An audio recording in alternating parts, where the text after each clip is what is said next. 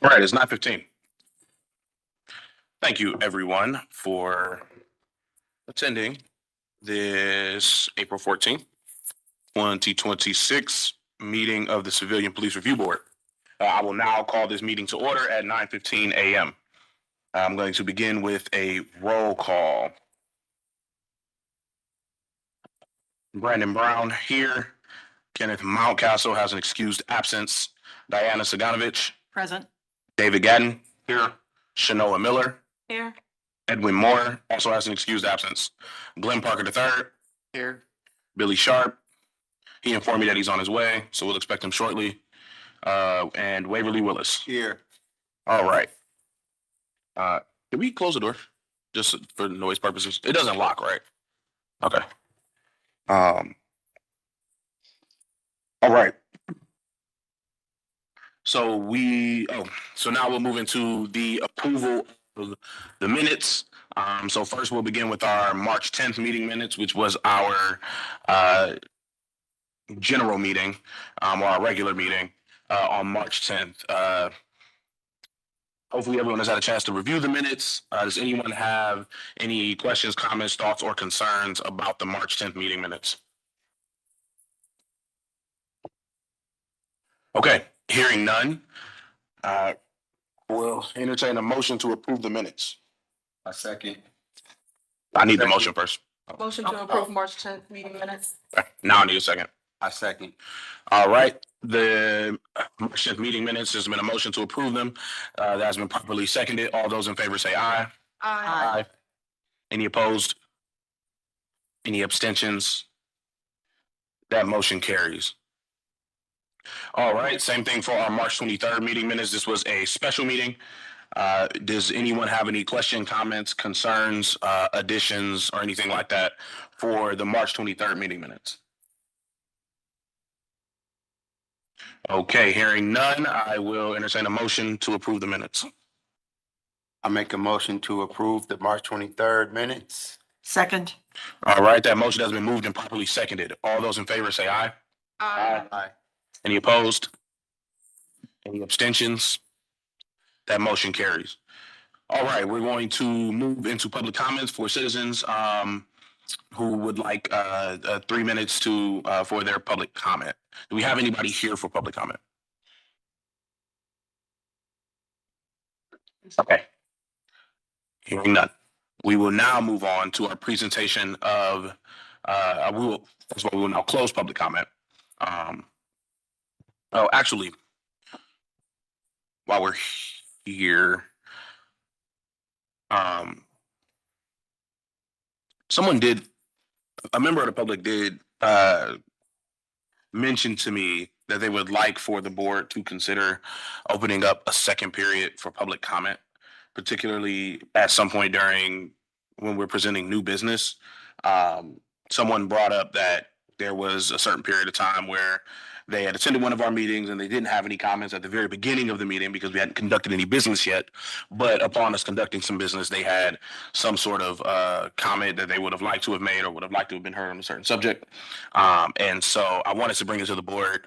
I think we may have discussed this before generally about maybe having another public comment section later in the meeting. Again, just to give citizens a chance to kind of contemporaneously respond to some of the things that we're discussing, as opposed to potentially having to wait an entire month, right, to come in and comment on something we did a month ago, if that makes sense. So I don't know, do you guys have any thoughts? We don't have to, have a long drawn out discussion about it right now, but I did wanted to bring it to your attention since we're in the public comment section.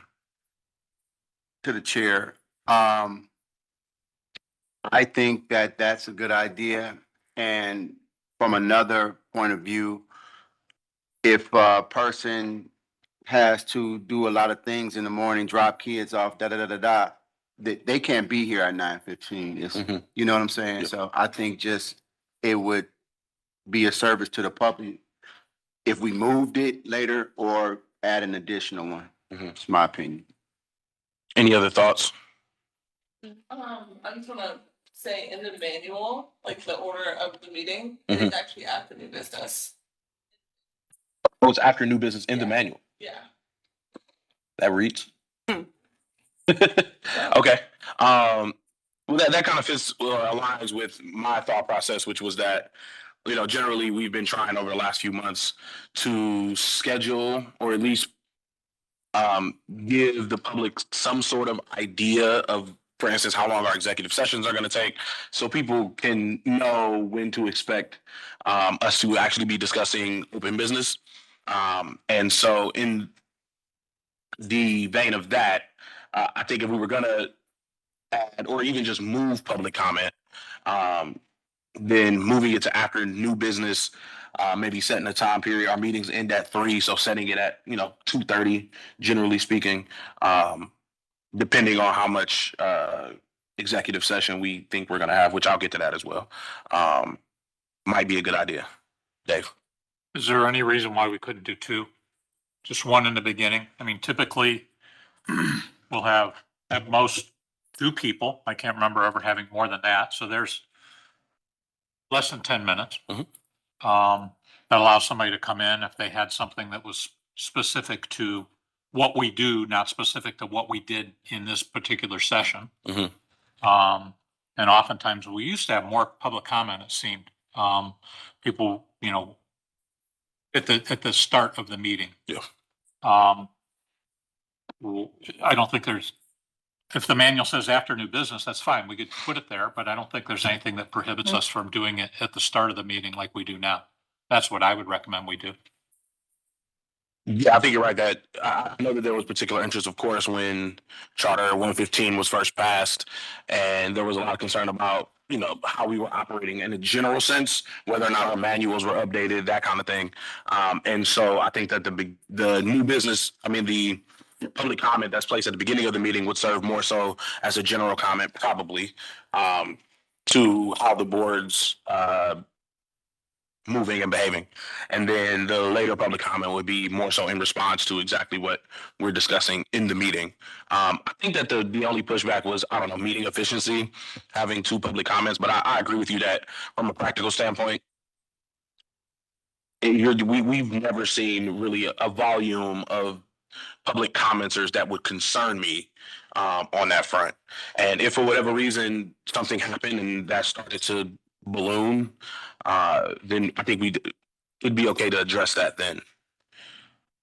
Chanel, did you have some? I was just gonna ask, why have we been operating under the context that public comment has to take first or be first in the agenda as opposed to what the manual rules say?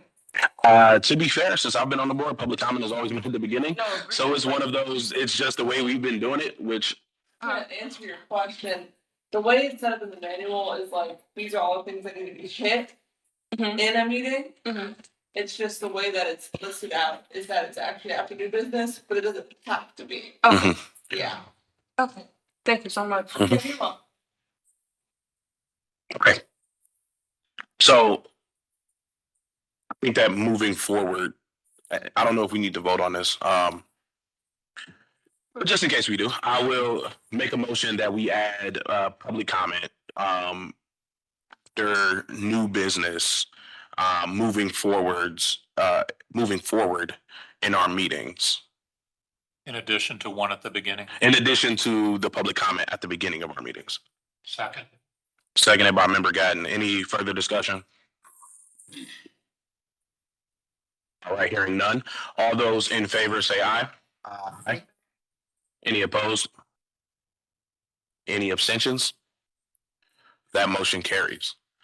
All right, so with that, we will now move into our presentation of investigations with citizen or CDP subject employee present. My understanding is that we do have a citizen present here for a case. So Mike, we'll start with that one.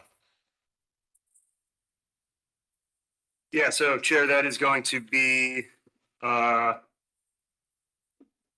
in the agenda, go past the tabled cases and the internal affairs cases.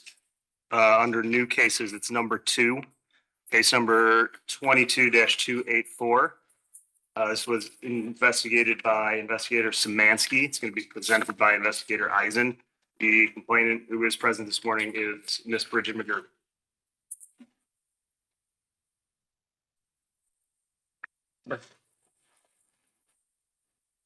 All right, yeah, whenever you're ready. Okay. Let her know the process. Oh, okay, yes. So, we are going to hear from our investigator first. First of all, good morning. Thank you for attending.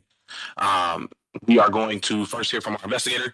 He is going to essentially summarize the findings of the the findings of the investigation, and he'll present the facts to us as a board.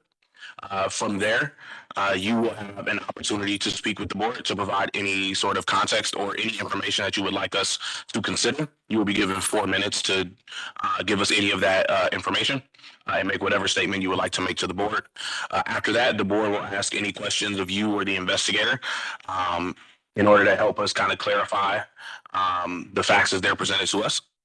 And then from there, the board will deliberate and we will make our decision. Thank you.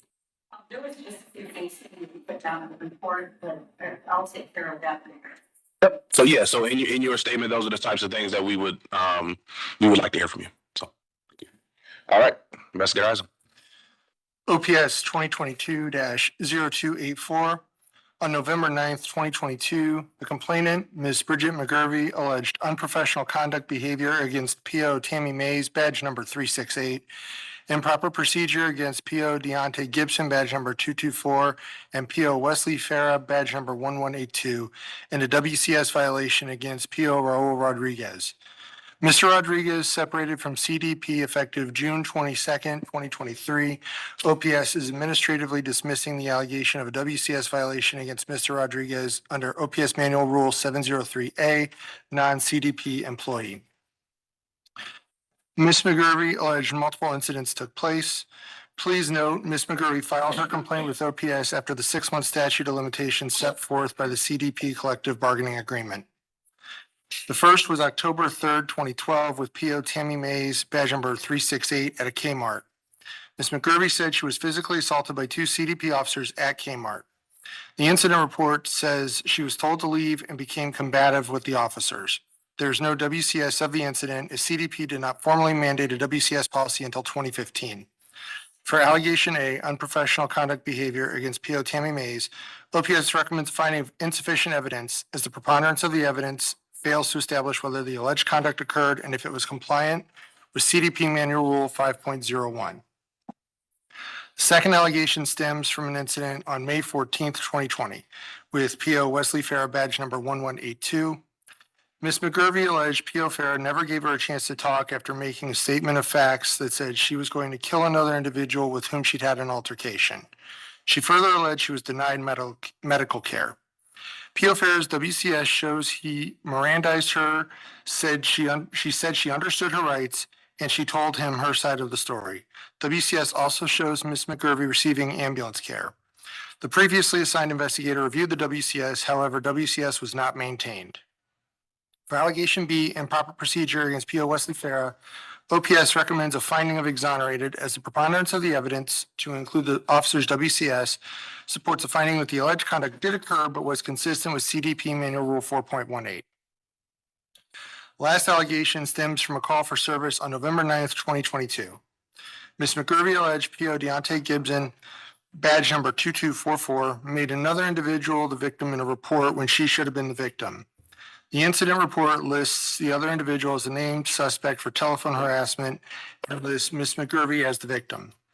For allegation C, improper procedure against PO Deontay Gibson, OPS recommends a finding of unfounded as a preponderance of the evidence to include incident report 2021-377059, supports finding that the alleged conduct did not occur and everything PO Gibson did was consistent with CDP Manual Rule 4.18.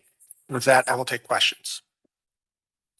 All right, before we ask Ms. McGurvey to come up, do any of the board members have any questions for Investigator Eisen at this point?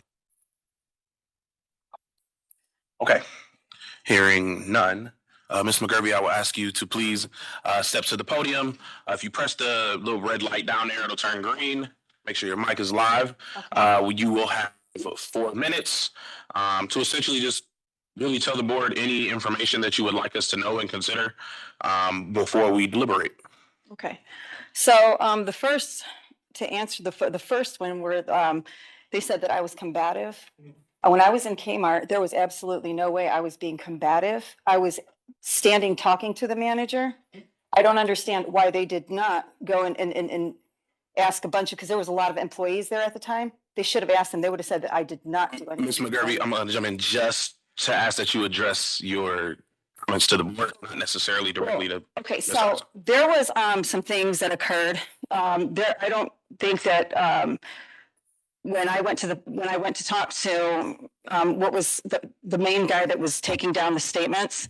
Okay, so I told him several times that, like, you know, there was some things going on at the time. I was employed at the Home Depot. I had neighbors and all this stuff was going on. Like, I had neighbors that were having people sign petitions and all this stuff using false names and against me, you know? And I was like, you know, this doesn't make sense because I've done nothing. I keep to myself. You know, I do. I'm very confused about why, you know, a lot of stuff was happening, but I addressed this to the police, and the only thing that I got was, when I would call, I am a habitual mental caller. That I take very wrong, and there's several reasons why I take that. I do have a brother who's autistic, and there's a lot of people that do not like my family because of it. There's a lot of things that you guys don't know. You know, the only thing that I do know is that I have been being targeted. I addressed this to police several times. I told police my house was being broken into. I have proof of all this stuff. I told police numerous times that my neighbor across the street has a camera and he's pointing his camera directly at my door. You know, he doesn't like me because I called police on him because of domestic violence issues that he was having. He was beating his wife outside. They don't like me because, like, yes, I did call the police and I do call the police. Okay. Now, the thing is that, like, my one neighbor that lives, like, on the other side, they don't like me, you know, and there's several reasons why, because, you know, there's things that can be proven. So from when I called police and I told them that I'm being harassed, that people are going to my job, they're harassing me, and this was when I was employed at the Home Depot. They were leaving a lot of things, like, notes on my vehicle. And I mean, there was just way too much stuff that was going on at that time in my life, way too much. All of a sudden, it was like when I was I told police somebody gained access and they have been violating my privacy. They have been listening to everything that I say. They use everything that I'm saying. Like, it's like they're monitoring my calls. They're monitoring everything that I'm saying to my family. This isn't paranoia. This is facts. I have people that were the guy that's in the report. His name is Diagnosis or Demetrius Wright. Something that's in there. Can you explain? I don't understand why the police department did not take down proper information on him. When I was in court, they told me, they said, well, we can't get him to come in. I'm like, well, why is that? And the lawyer said, well, they didn't have proper, they couldn't contact him. So you're telling me that they conducted themselves in a right way when I was assaulted? The guy spit in my face, and yeah, there was video. You guys, I do apologize because this comment that I made was not towards anyone else. This comment that I made was strictly towards him because he spit in my face. It was not an appropriate comment, but I did use a racial slur against him out of being anger, because I'll tell you right now that this is not the first time they hired. I don't know if it was they hired him or what it was, but they sent several African-American people to assault me. And this has been going on for quite a long time. I mean, it was not just one incident. It was not two. This has been several incidents that happened to me. After a minute, Let you know you have 30 seconds. Okay, I'm sorry. I tried to address this to police numerous times. They refused to take down any statements. I do believe that they know about this. I do believe that the police have something to do with monitoring my phone. And there's like I said, there's reasons, but I'm going to file another complaint because this needs to be looked into more.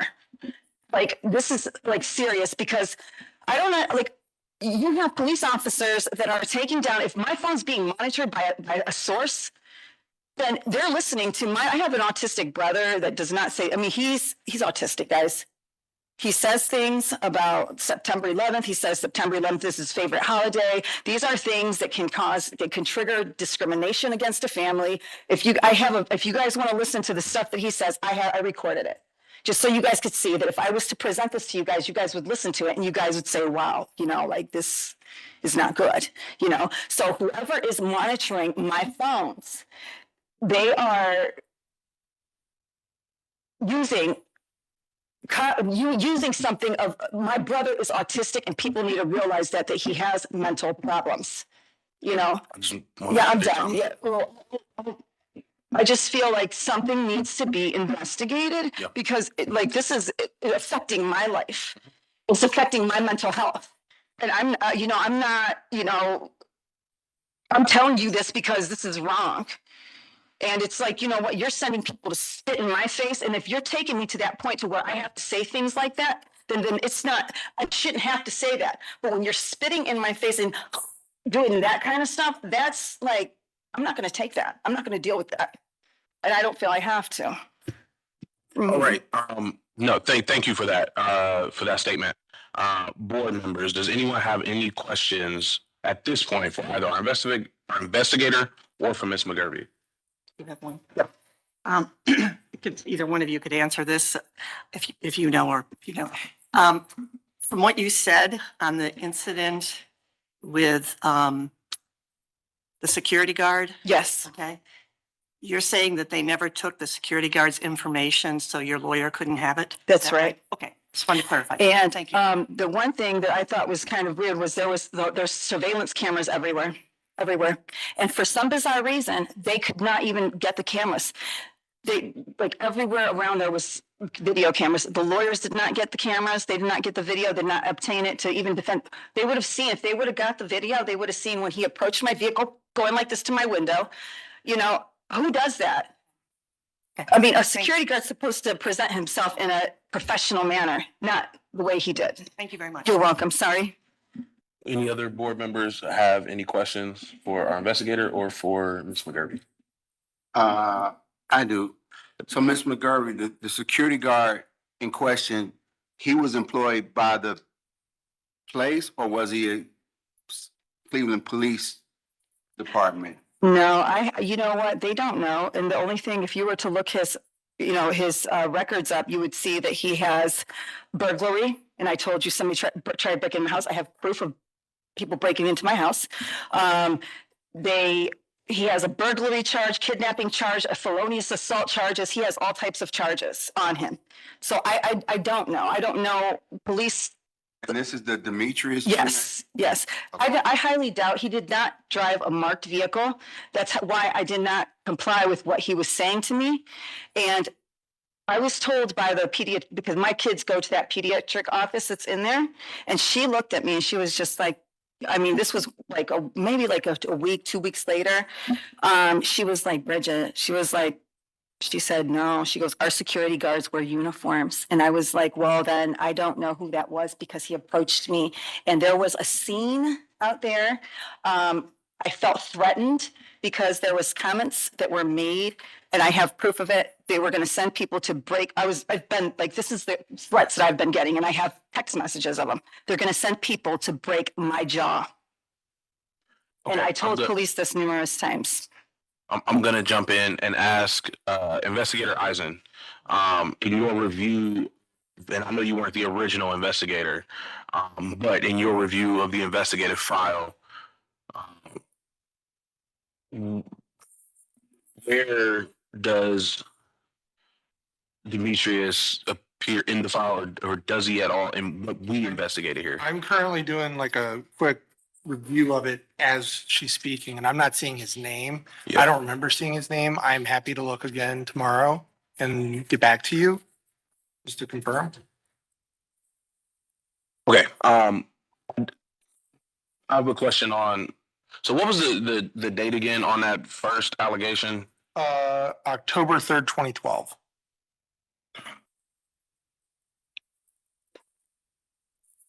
Can I say something real quick? Okay, and that's Okay, so- one I'm second. sorry. I'm so sorry. And then, and that was, what was the location of that incident? I just have it as a Kmart. Okay, this was okay.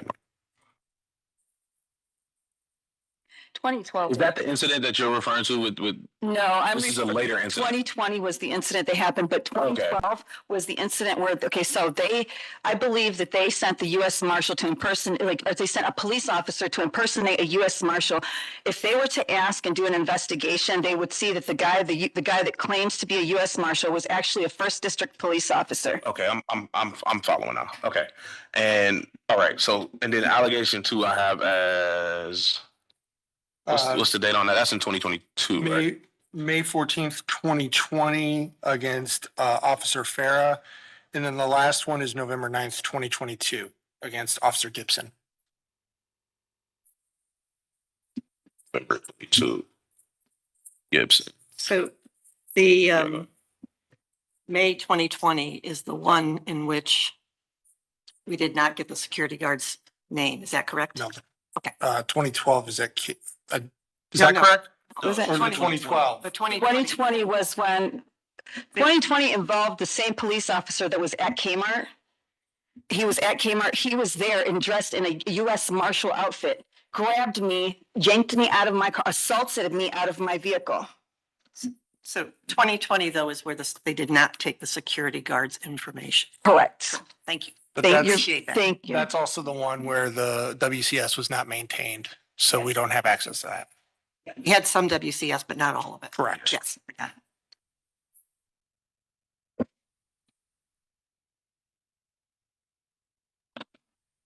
Board members have any other questions? Either investigator or for Ms. Hearing none, you may not. Okay. Thank you guys for listening and having me here. Thank you. You hit the button again, it'll turn back red. Okay. Back. Okay. Anybody have any thoughts, questions, comments, concerns? They want to discuss? I just, when you look at the narrative of the WCS we don't have, it does say Mr. Wright in there. It does say they asked Mr. Wright if he wanted to fill out a misdemeanor complaint form, but that he didn't want to do that. So Right. his name, but we don't have a lot of information about him. Okay, sure, yeah. To me, with the testimony from Ms. McGurvey, quite honestly, it's a lot, and it seems like it's a lot of untangling that needs to be done. I don't know if we can really make a decision without further investigation. So I'll say this, yes, there are a lot of allegations here. I will say that we do seemingly have 3 kind of specific occurrences and instances of alleged misconduct that we have investigated. And so I think we can acknowledge that there may be other things that may need to be investigated while also adjudicating what we have in front of us. We're not barred from looking at other things potentially that have happened. That doesn't necessarily stop us from dealing with what we have in front of us. So I would say we should move forward on at least these 3 instances. And then if there's more that needs to be investigated in some way, then of course, Ms. McGurvey, it is well within your right to file additional complaints, particularly if the behavior is continuing. And then I'll also, after we're done deliberating on this particularly, I'll also offer some more, hopefully advice that may be able to help you get some answers. But yeah, so that's kind of my thought on the whole, because I agree it's a lot here to kind of untangle. But I do think we have 3 instances in front of us that have been investigated, that I think we have enough to make a decision on, even though I know one of them, or the recommendation is insufficient evidence, but it's still a ruling. So anybody else have any questions, comments, thoughts, concerns? What day was the complaint made? Because I know there was a mention of being outside of that 6-month window. Was that just for the first incident? There was a reason for me to have a 6-month window, but this is where I thought it was very bizarre. I called the police and reported that somebody broke into my house. They took me to Lutheran Hospital and had me case sent. I didn't agree to that, and they helped me at the Lutheran Hospital. I think I see some information about that in here. And then, so they took they know that my neighbors don't like it. So my neighbor's house is under a narcotics investigation. They allowed my neighbors to make comments against me and damaging my character. And I was just like, okay, so none of this stuff makes sense. I tried to let police know, like, I tried to let police know several times, like, look, this stuff that's going on, I'm being harassed in my own neighborhood, people don't like me, I have reason. Like, so there's obviously somebody in that, they came back, literally being access to your personal phone, they got into my Wi-Fi, they started getting into all my personal information, that's started monitoring everything I'm saying. Because I do have, like I said, I have a recording of things that you guys have to listen to, my brother, and if somebody went outside the list to listen in and eavesdrop on all my conversations, that caused, like, I love my brother, and I talk to my brother, and I try to tell him, I say, I'm gonna cut you off, not to be insensitive, but I do want us to be able to move forward with our deliberation for the, sake of continuing moving things forward. So to answer your question, Chair, the date of the complaint is November 9th, 2022, and the date of incidents listed are 2020, 2012, and 2001. That's what's written on her complaint. So 2020, 2012, and 2021, right? Okay. Okay. So, as a matter of procedure, just for the board's information, even if we were to make a sustained finding, we'd be outside of the window to be able to implement any discipline. Now, I don't know if that was going to be the board's decision, but because we have, and I'll let you know this as well, Ms. McGurvey, there is a 6-month window in which citizen complaints must be brought to the attention of us and really to the Department of Police. And if citizen complaints are brought outside of that window, while we are still capable of investigating it and coming to a conclusion, we are not able to levy any discipline against any officers outside of that. and this is the trick they use in order not to be disciplined. They focus on and having us, they do all kinds of things to make you seem like you're just not. So what I will say, and again, after we deliberate, I will offer some additional words for you, because I mean there are still additional avenues for you to have your voice heard, and I always want to push those forward to everyone who comes, particularly to our meetings. But with that, do any board members have any other question, comments, thoughts, or concerns on the case?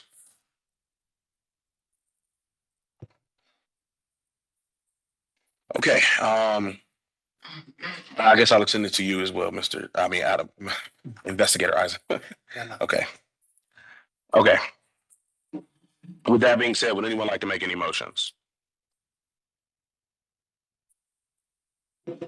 Okay. All right, 1 second. I will make some motions.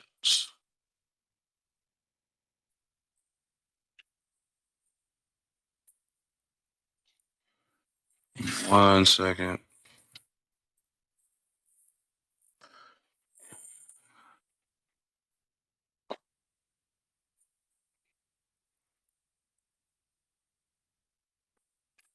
Okay.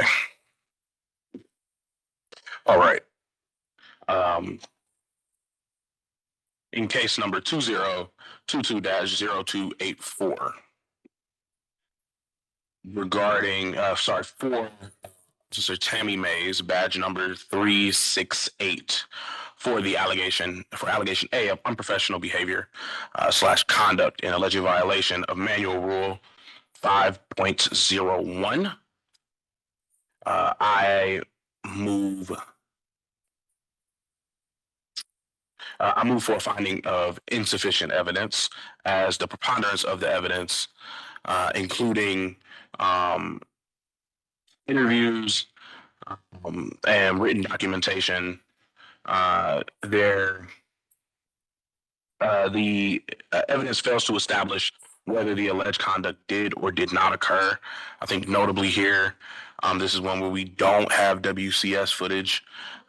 And so there's no clear way for us to determine exactly what happened here. That's the 2012 case. We didn't have a WCS policy until They 2015. didn't get the video, but my uncle was there, my uncle was there. Well, excuse me, Ms. McGurvey, we have to continue with the motion. Can I get a second? Second. I have a second from Member Saganovich.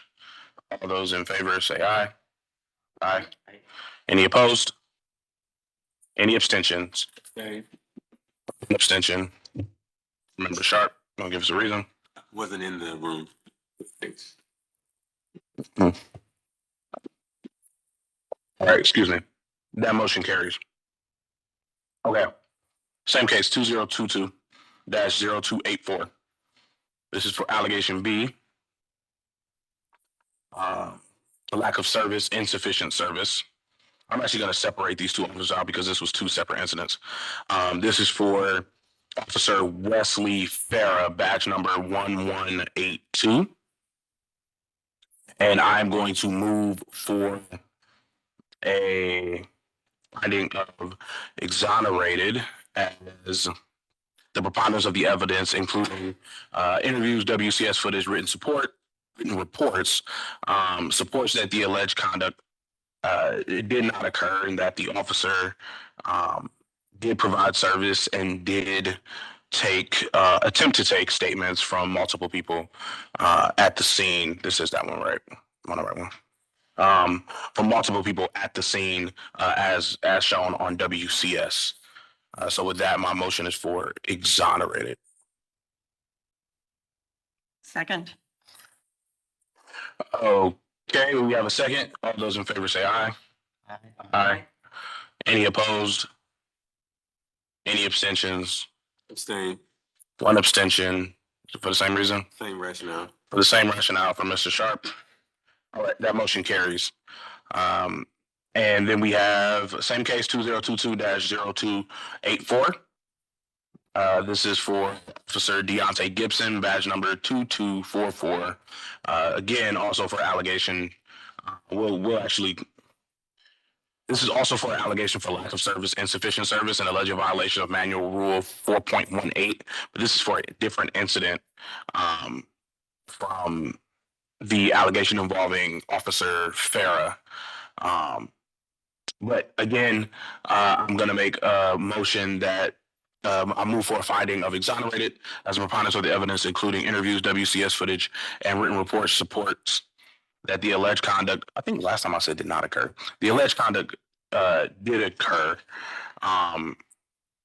However, the conduct was carried out in alignment with the standards outlined in Manual Rule 4.18.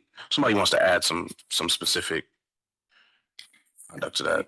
Make a specific Yeah. addition that they did take a police report that day, which is what was requested. I'll accept that friendly amendment as well. And so again, the motion is for exonerated. Can I get a second? Second. Seconded by member, I can't second because I added. because she had the friendly amendment. Can I get a second from somewhere else? Seconded from member Willis. All those in favor say aye. Aye. Any opposed? Any abstentions? Abstain. One abstention from member Sharp. Same rationale. Same rationale. Also want to note that allegation C for WCS violation against Officer Rodriguez, badge number 2573, has been administratively dismissed as Officer Rodriguez separated from CDP back in June of 2023. And so with that, Ms. McGurvey, I know that I told you that I would offer you a bit more commentary on at least seemingly, what the board's kind of rationale is here and some options for you moving forward. One, I will say, of course, if you are still experiencing issues with the police and you would like to file complaints, I would urge you to continue to do so. It is well within your right to do so. And I would urge that you do so, kind of as soon as possible after things occur. And I understand why sometimes that's not the case, and I'm not knocking you for that or dinging you on that at all. But I just want to put that out there, and I don't want you to be discouraged by these outcomes, because if things continue to happen, I want you to continue to report those, because making sure that people are reporting is important. One second. With these particular situations that we looked at, based on what we saw, the officers were within the manual rules of what they were supposed to follow. Now, I understand that there are some kind of overarching issues that you are having with the district and with the department. Those are things that are outside of our purview. We are only allowed to look at very specific cases. However, there is a mechanism, another board that looks at things like that, those kind of larger picture issues. And that's the Community Policing Commission. And so what I would like you to do, and what I would like for our office to do, is can you please ensure that Ms. McGurvey has the CPC information for her to be able to reach out to them, maybe get her their meeting times. They meet in the evening, so it's a little bit easier, more convenient to go to their meeting sometimes than ours. I understand ours are in the middle of the workday. Theirs are usually in the evenings. I think it's this, I want to say second Wednesday, maybe third Wednesday. It's usually on Wednesdays.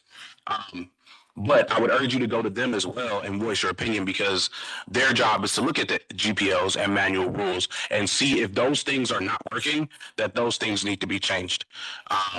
But again, I want you to necessarily lose faith in our process. But our process is specific to what our purview is and how we can move forward. So do you believe that something that dispatch calling me a habitual mental caller was appropriate? Because that statement was used against me in the courts when I. So what I will say is that was not one of the allegations that was placed in front of us. And when we are reviewing, we review WCS footage, we review interviews, we review things like that. And even if things were not necessarily discussed today, we did have an entire packet of information that was at our disposal that we reviewed before coming to this decision. And so with that, I don't know if any other board members have any other things to offer, but with that, we will have to move on to the rest of our cases for the day. But the Office of Professional Standards will be in contact with you, so that you can get the information to attend the Community Police Commission meetings. So that way you can voice your concerns, particularly if there's a larger issue, which it seems like you're having with the district and with the department. Because you know what they did? They only went to all my personal medical information, and they pulled up. If you were to do, I'll tell you later about it. If you were to pull up a Lakewood police report that involves my son's father, that is a police lieutenant, then you guys can come to the conclusion that this was applied. They did this stuff. So Yeah, I know what you guys are here for and stuff like that. You know what my rights are being violated. They're putting up information to humiliate. well, as I've stated, as incidents continue to arise, definitely continue to file your complaints. And also, I would urge you to use the information that the Office of Professional Standards is going to reach out and give you. But with that, we have to continue. So, but again, thank you for attending the meeting. We always appreciate when our citizens come. Thank you. All right. With that, we're going to move forward. I don't think we have anybody else here. So we're going to move into our presentation of investigations, and we'll start with our tabled cases.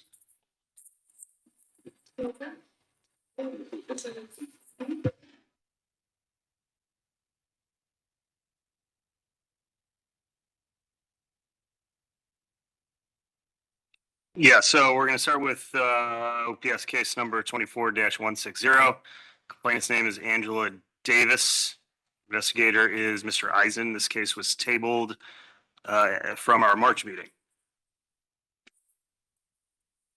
OPS 2024-0160. On August 8th, 2024, the complainant, Ms. Angela Davis, alleged an improper procedure tow and unprofessional conduct against PO Bezjan Damnori, badge number 233. Ms. Davis said she pushed her car uphill in the snow to a legal parking space in a parking lot after the front tire broke. She further alleged P.O. Demnori falsified the incident report. Parking lot was in front of a different building than the one she lives in on CMHA property. Officer Demnori's WCS shows he placed a 72-hour tow notice on the vehicle 10 days prior, and the vehicle was not drivable based on the condition of the front driver's side tire. The incident took place on or about April 12, 2024. OPS recommends a finding of exonerated for allegation A, improper procedure tow, as a preponderance of the evidence to include Officer Demnori's WCS did occur, but was consistent with CCOs 405.02 and 451.25. OPS recommends a finding of unfounded for allegation B, unprofessional conduct, as the preponderance of the evidence to include Officer Demnori's WCS show that on or about April 12, 2024, Officer Demnori never interacted with Ms. Davis, and the written reports from this incident do reflect what happened on Officer Demnori's WCS. As he had no interaction with Ms. Davis, there is no violation of CDP Manual Rules 5.01 and 5.08. An addendum dated March 12, 2026 states the CDP VIU confirmed Ms. Davis's vehicle was towed for parking abandoned for 72 hours. The first line of the fee schedule sheet says hit skip/arrest.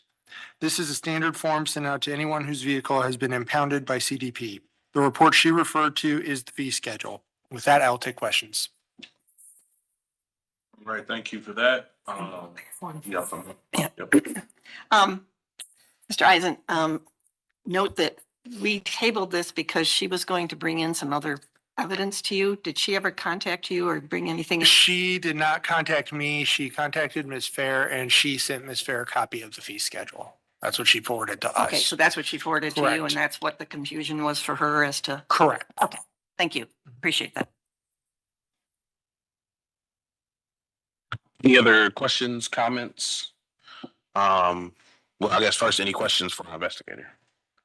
Was that I guess I do have one. That was the only document, was this? Correct. Okay. Any other questions for our investigator? Chair. Yep. Just reiterating on this case, I'm accusing myself because I know the complaint. Okay.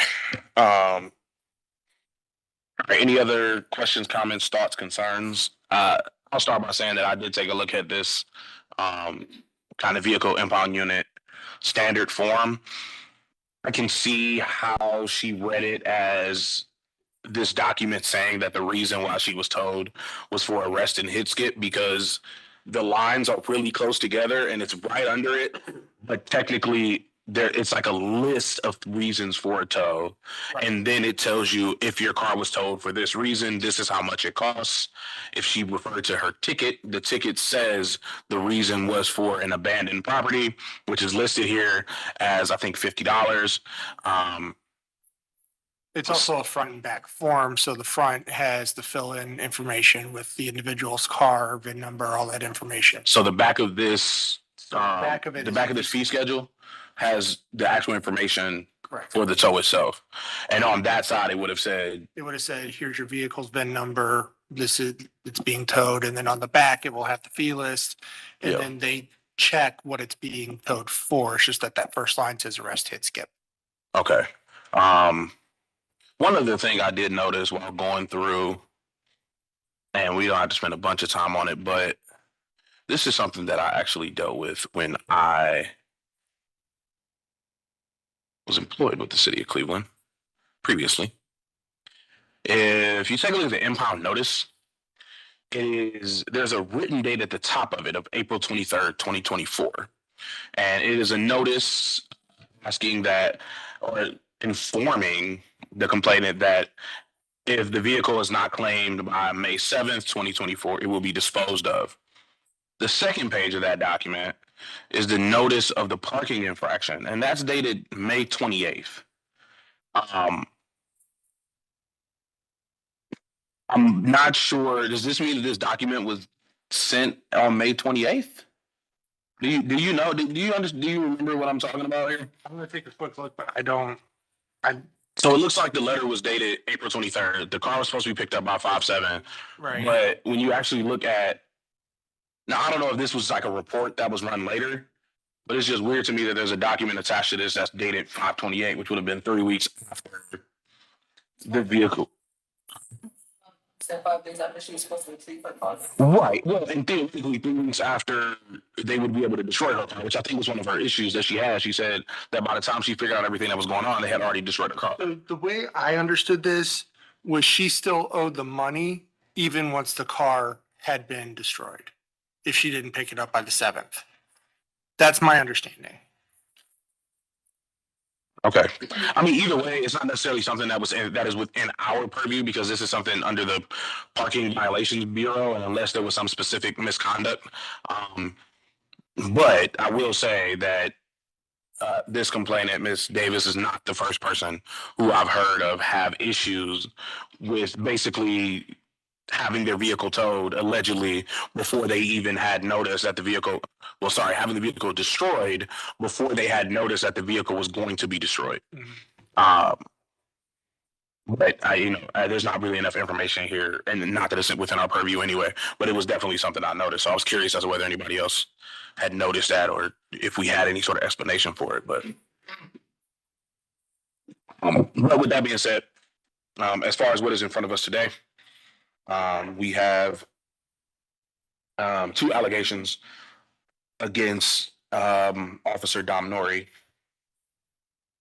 And I don't know if anybody else has any questions, comments, concerns that they'd like to voice. Otherwise, would anyone like to make any motions? I can do that.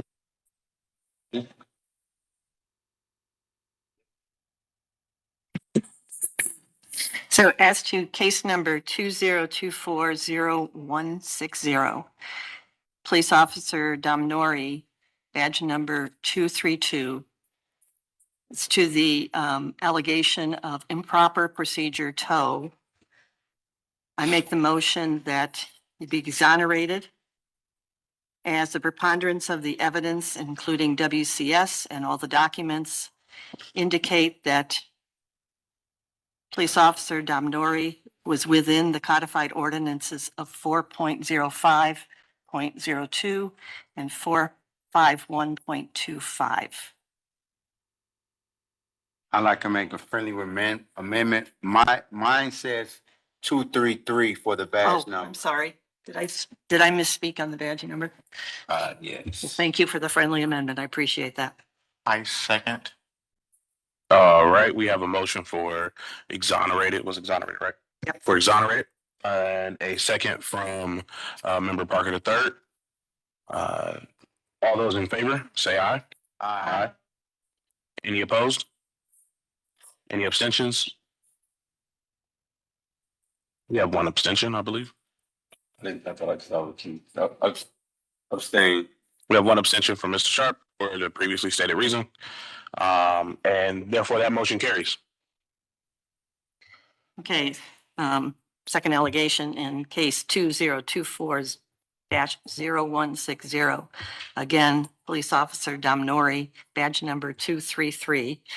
As to the allegation of unprofessional behavior conduct, my motion is that it's unfounded, as a preponderance of the evidence indicates that Officer Dom Nori never interacted with the complainant and therefore could not have done unprofessional conduct in violation of Manual Rule 5.01 and 5.08. I second that. All right, we have a motion for unfounded that has been properly seconded by Member Parker. Those in favor say aye. Aye. Any opposed? Any abstentions? We have 1 abstention, I believe, from Mr. Sharp.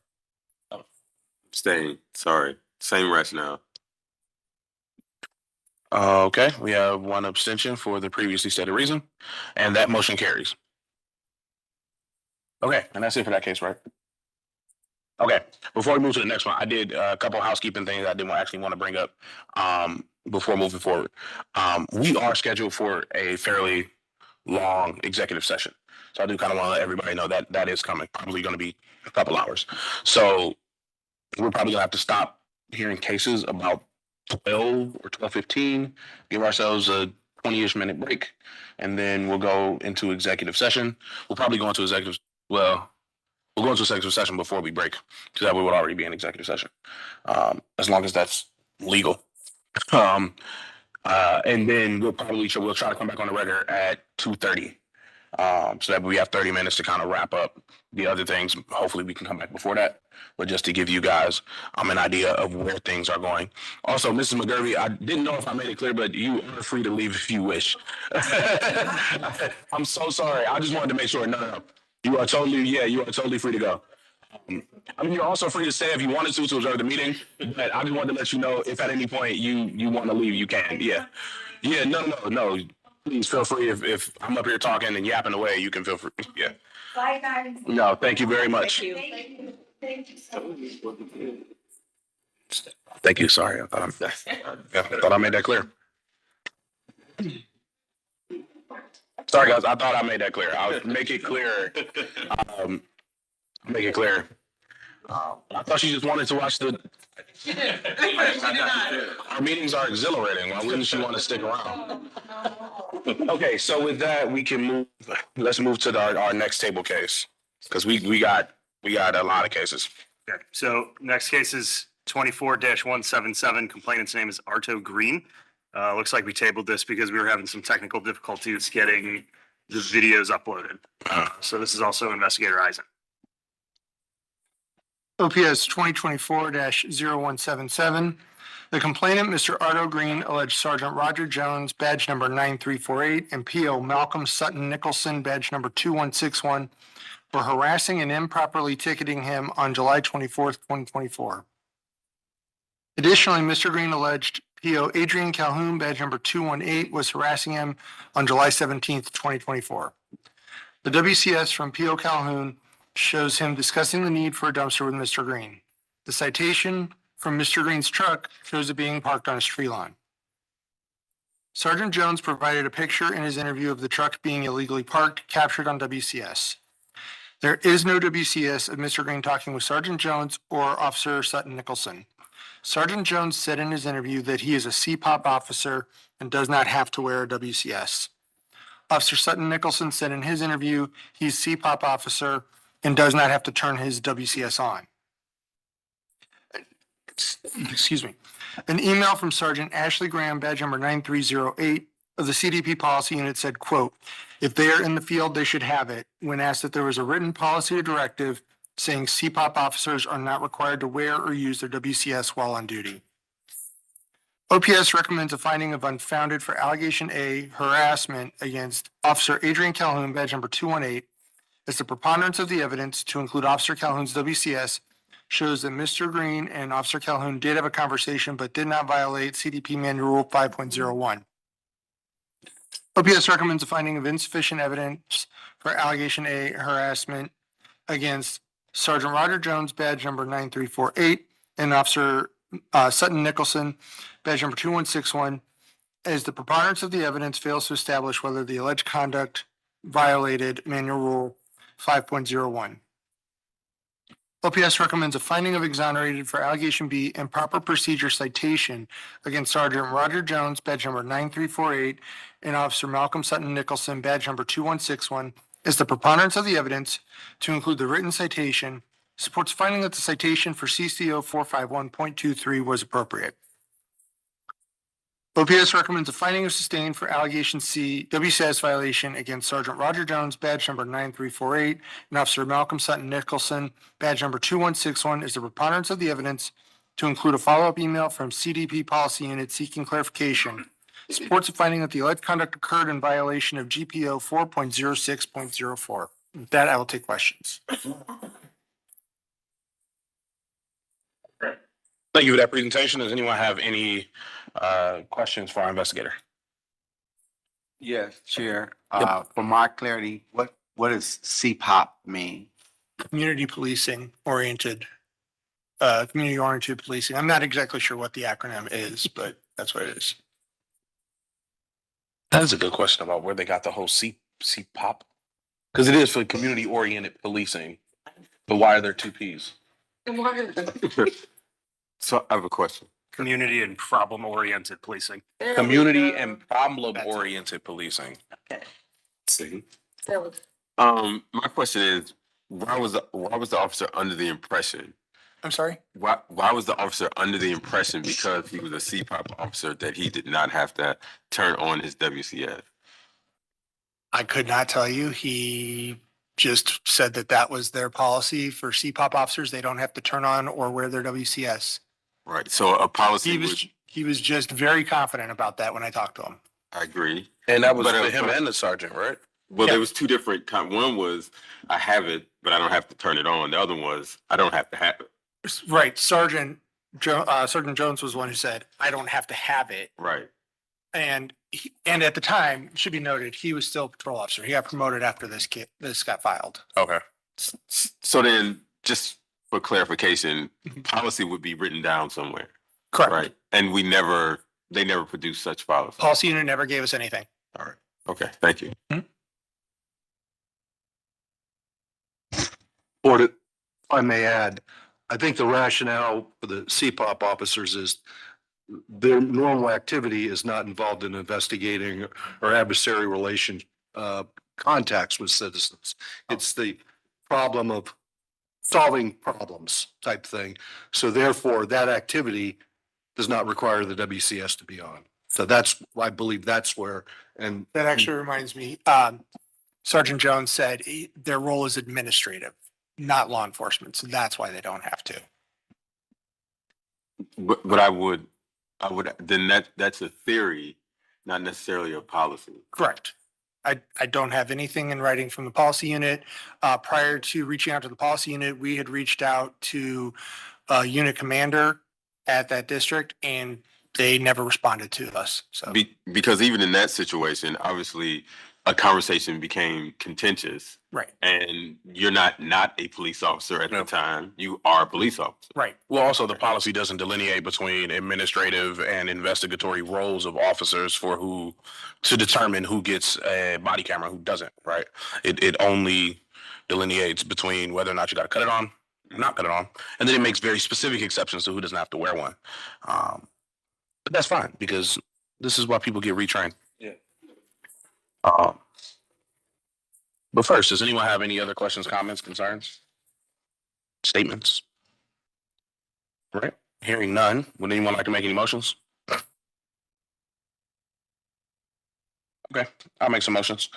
Case number 2024-0177 for Officer Adrian Calhoun, badge number 218 for allegation A of harassment in alleged violation of Manual Rule 5.01. I move that for a finding of unfounded as a preponderance of the evidence, including the WCS footage, interviews, and written reports, establishes that the alleged conduct did not occur. Can I get a second? Second. All right, I have a second from Member Miller. All those in favor say aye. Aye. All right, any opposed? Any abstentions? That motion carries. All right, same case. This is 2024-0177 for officers Sutton Nicholson, badge number 2161, and Sergeant Jones, badge number 9348, also for allegation of harassment under Manual Rule 5.01. I move for a finding of insufficient evidence as the preponderance of the evidence, which includes, which the preponderance of the evidence, including interviews, written documentation. There's no WCS for this particular interaction. So therefore, the preponderance of the evidence fails to establish whether the alleged conduct did or did not occur. Second. Seconded by Member Sharp. Those in favor say aye. Aye. Any opposed? Any abstentions? That motion carries. All right, 2024-0177 for officers Sutton Nicholson, badge number 2161, and Sergeant Jones, badge number 9348, for allegation B of improper procedure for improper citation under Cleveland Codified Ordinance 451.23. I move for this to be exonerated as the preponderance of the evidence, including interviews, WCS footage, and written reports, supports that the alleged conduct did occur and that the citation was issued, but that the conduct was carried out in alignment with the standards outlined in codified ordinance 451.23, and therefore the citation was properly issued. So with that, again, my motion is for exonerated. Second. Seconded by Member Miller. Those in favor say aye. Aye. Any opposed? Any abstentions? That motion carries. All right, I'm going to do these two separately. 2024-0177 for Officer Sutton Nicholson, badge number 2161 for allegation C, a WCS violation in violation of GPO 4.06.04. I move for a finding of sustained as the preponderance of the evidence, including interviews, written reports, support that the alleged conduct did occur and was inconsistent with division standards in violation of GPO 4.06.04. Specifically, Officer Sutton Nicholson failed to activate their WCS and is not exempt from doing so. And so therefore my motion is for sustained finding. Second. Seconded by Member Sharp. All those in favor say aye. Aye. Aye. Any opposed? Any abstentions? That motion carries. I move for a group level 1 violation for a WCS violation. I think it's pretty clearly enumerated, and that of that group level 1 be a retraining of Officer Sutton Nicholson on the policy. Second. Seconded by Member Sharp. Those in favor say aye. Aye. Any opposed? Any abstentions? That motion carries. 2024-0177. This is for Sergeant Roger Jones, badge number 9348. Again, this is allegation C, WCS violation for GPO 4.06.04. I move for a finding of sustained as the preponderance of the evidence, including interviews and written reports, supports that the alleged conduct did occur and was inconsistent with division standards in violation of GPO 4.06.04. Specifically, Sergeant was then Officer Jones, or PO Jones was did not turn on their body cam because they did not have a body camera on them, and this was just clearly in violation of GPO 4.06.04. Second. Seconded by Member Sharp. All those in favor say aye. Any opposed? Any abstentions? That motion carries. All right, I move for a group level 1 violation for a WCS violation. And that also included in any disciplinary findings, in any discipline, that we include a retraining of the officer on the WCS policy. Second. Seconded by Member Sharp. All those in favor say aye. Any opposed? Any abstentions? That motion carries. All right, that's it for that case. We can move on. Thank you, Investigator Eisen. Okay, next case is going to be 25-005. Plaintiff's name is Branko Prodanovic. This will be presented by Investigator Lamkin.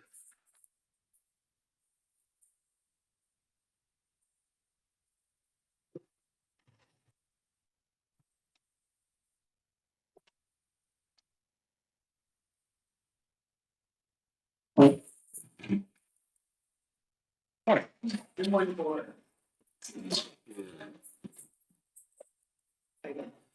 Okay. All right.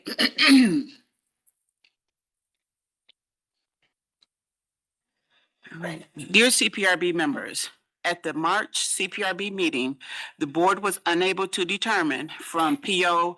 Burkhart's badge number 69, badge number 69 OPS interview, whether he had or had not been issued a WCS, and were concerned that his response during the interview was untruthful, a violation of Manual Rule 3.12. The board requested that OPS clarify the matter. WCS footage of the OPS interview on April 3rd, 2025 reflects P.O. Burkhart was asked if his WCS was activated, and his response was, quote, "We don't wear them," end quote. P.O. Burkhart, badge number 69, did not deny he was issued WCS during his OPS interview. Per this investigation, OPS makes a recommendation of unfounded for allegation B, untruthfulness, a violation of Manual Rule 3.12 against P.O. Burkhart, Philip Burkhart, badge number 69. The preponderance of evidence supports a finding that the alleged conduct that he denied he was issued WCS during the OPS interview on April 3rd, 2025 did not occur. Property unit and WCS. On March 12, 2026, Sergeant Matthew Pollock, badge number 9338, OIC of Policy Unit, advised that GPO 4.06.04.2-D prohibits recording conversations with citizens and or officers unrelated to investigative or enforcement contact. For example, administrative duties, court, community meetings. As an administrative unit, the property unit does not operate in the field, respond to calls for services, conduct investigations, or take enforcement actions. Because the property unit's duties are administrative, the policy prohibits personnel from activating WCS during normal operations.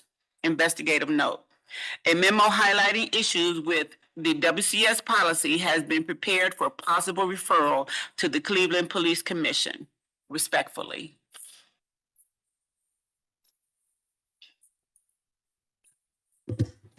Okay, thank you for that. Does anyone have any questions for our investigator?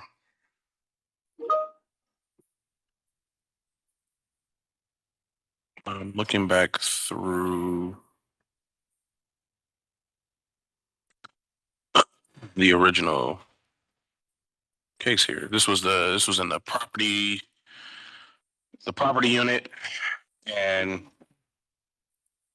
yeah, we tabled it because we wanted some more clarity about whether or not these officers are required to wear WCS while in the property room. And it seems like what we got back from the policy unit is that they don't. Because it's not considered, I'm sorry, thank you. It's considered an administrative duty and not a policing duty, which. How come it's an administrative duty thing? And I'm only saying that because in our last case, they also kind of brought up it's an administrative role. Now these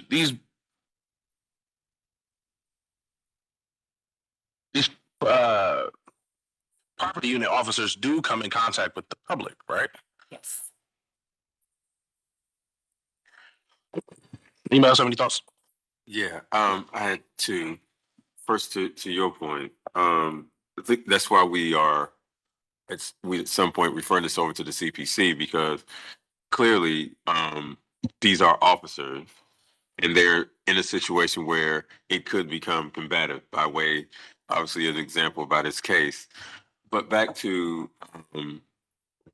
the officer not being truthful about the WCS. Can you remember what got us to that decision? Was it that we didn't know whether or not he said he was issued one, or he actually said he wasn't issued one? During the interview, he said we don't wear them, and when I sought counsel from the SI, we were assured that they were given WCSs. So in our eye, if you're issued a WCS camera, which is part of your uniform, and you're on duty and you're servicing the public, then why wasn't it activated?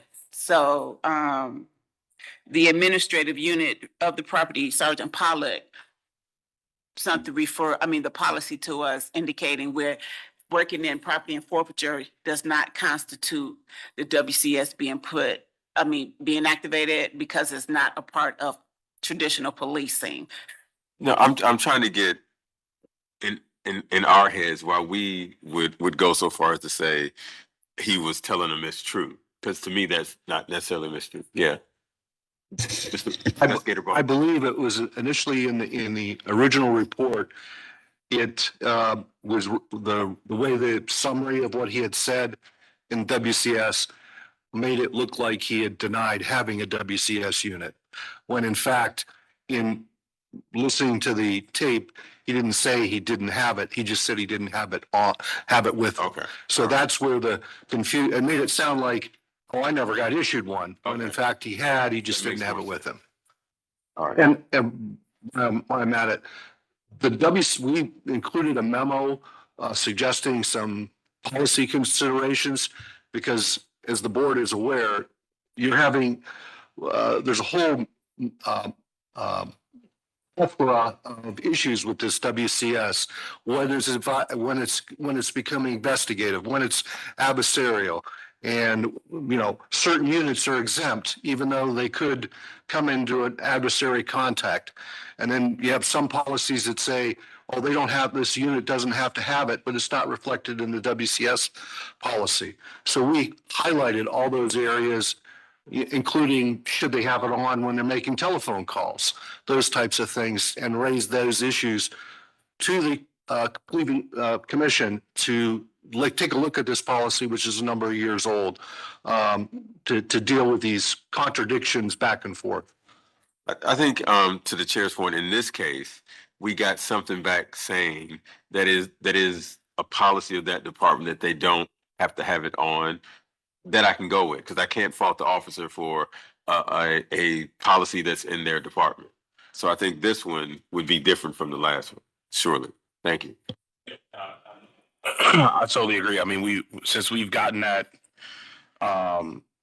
interpretation from the policy department, I don't know that we're necessarily the ones who are properly positioned to outright go against that. I mean, unless we really feel like they're like way out of line by that, and I don't necessarily think they're way out of line by making that determination. I wouldn't agree, but I don't know. It's like an abuse of discretion or anything. I don't know if anybody else have any other. So, which is why it's a good thing to send to the CPC. That's the only thing I was gonna say. Yep. I think we should send it over to the CPC, because I can see these are officers. We are charged with overseeing officers. They are in a situation where they do come in contact with citizens. I think something needs to be done there, or at least looked at. Yep. No, I totally agree. Any other thoughts? To Dave? We'll go with Dave. Go ahead. Is there, as I think about this, any police officer in any role could end up in an adversarial situation simply because they're wearing a uniform. Somebody might not like cops and want to start a beef with an officer whose job is to sit and take service requests or something, right? So I'm just wondering, is there a rationale why every single cop in uniform shouldn't be told it's part of your uniform? You put it on. And if you're taking a service request and it's somebody just, saying, I'd like somebody to look at the no towing sign in my front yard or whatever it is. If something starts to become adversarial, they can hit it. There's no harm in them having to wear it. Like in this situation, I don't know that the property room has ever had an adversarial situation. Maybe, maybe not. But they did this time. I'd imagine they actually an opportunity to hit it. do, because you have people coming up to get their stuff, or trying to get their stuff. Right. So I would argue that they probably And I would do. say probably 99 times out of 100, they say, here's your stuff, right? And, or maybe 90. And other times they say, it's wrong form. You got to go back to the court and get it. And the person says, okay, I'll do that, right? But I think just by nature of an officer being in uniform, it should almost be part of the uniform. And clearly they should have exceptions that say, yeah, somebody was asking for their property. I didn't hit it. Mhm. But at a point in time where a person says, what do you mean I have to go back and see this, or whatever it is, Mhm. you hit it.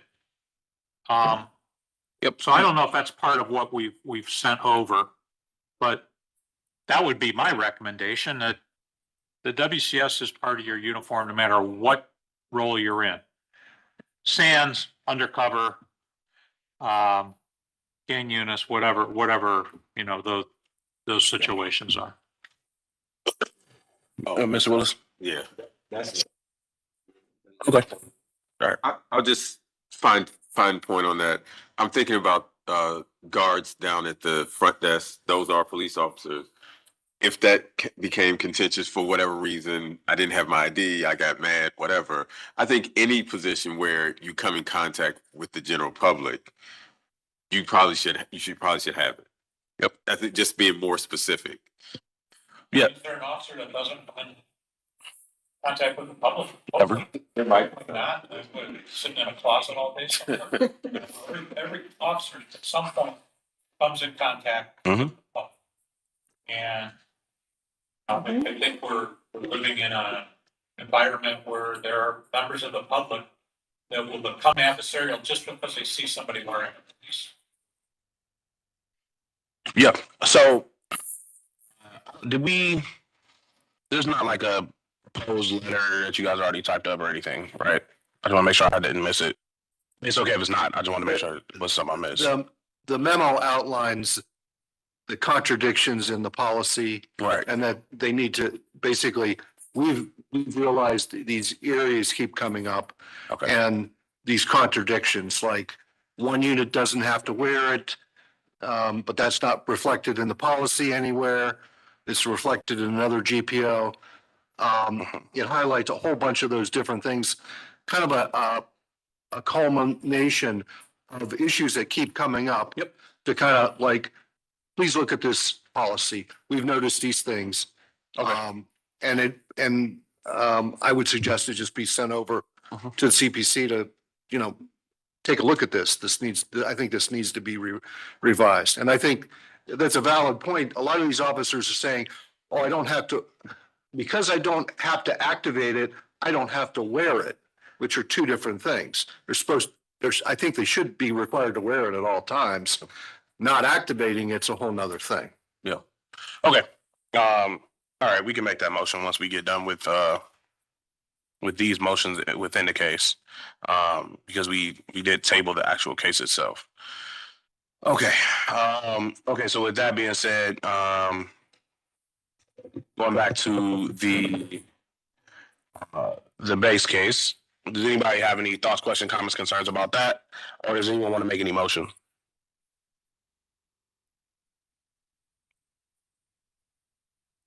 Okay, I'll make the motions. 2025. This is case number 2025-0005.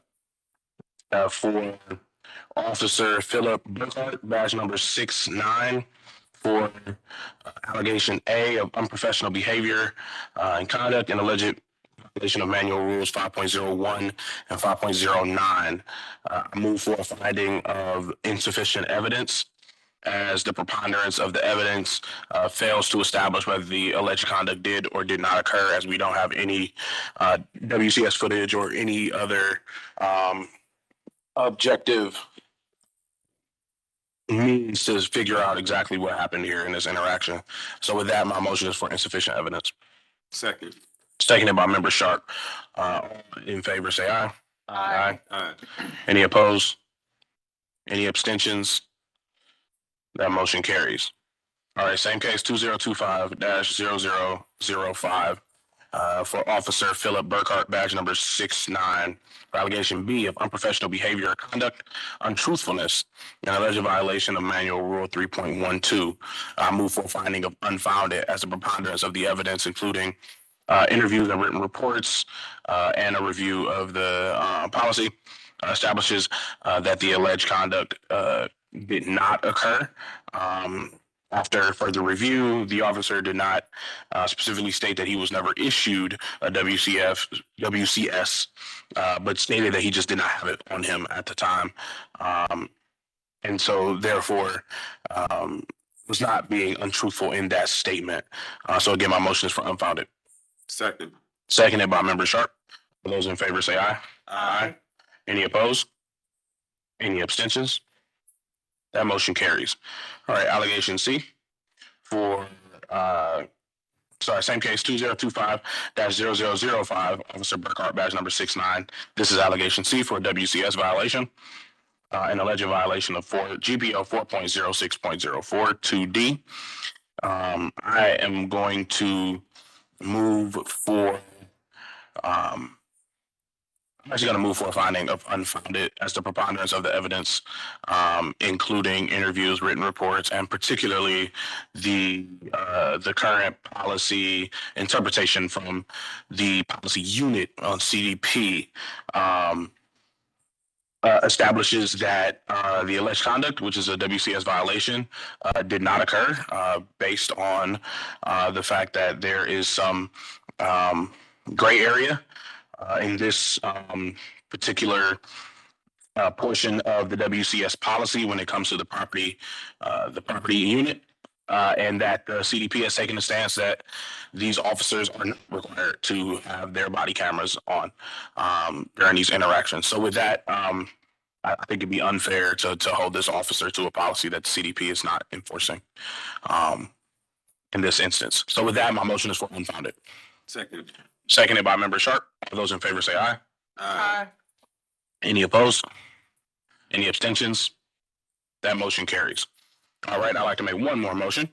And this is that the CPRB authorize, and that I don't know that we necessarily need to authorize this because you guys could do this on your own, but authorize insofar as we need to, but also join in signature the letter, join OPS in crafting and sending a letter to the Community Policing Commission requesting for a review of our WCS policy in a comprehensive way in order to shore up some of the aforementioned gray areas and contradictions that exist within our current WCS policy based on OPS's review and investigations and issues that have constantly come up within our investigations and adjudications. Second. Seconded by member Sharp. Those in favor say aye. Aye. Any opposed? Any abstentions? One abstention. Because you weren't here? Yes. From member Parker III because he was not in the room for part of the motion or discussion. And so with that, the motion carries. So once you guys have the letter kind of drawn up, ready to go, let me know, send it over to me. I'll sign it. If you want me to actually send it from my email address, I don't mind doing that either. Whatever you guys think is most effective, just let me know. That's why I kind of added the portion of, making sure CPRB is, fully supporting this because it is important. Yeah. Yep. Yeah. Just want to take a moment to recognize the Office of Professional Standards for seeking out these kinds of things where you see an issue with the policy or not enough, too much or whatever, to come up and take the lead on memos and letters to refer it to another department or the CPC to have these things looked at. Good job. Yep.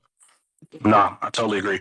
This is how our oversight process should function, right? We are the ones who implement the rules, enforce the rules, if you will, to some degree. And so I think we are best suited to identify when there are holes in policies because we're the ones who are investigating and trying to enforce these policies. And so it's important that we try to keep that line of communication open as best we can. All right, let's move on to the next case. We're still not to our regular cases. This case is 25-026. Complainant's name was Cameron Bradford. This will be presented by Investigator Isaac.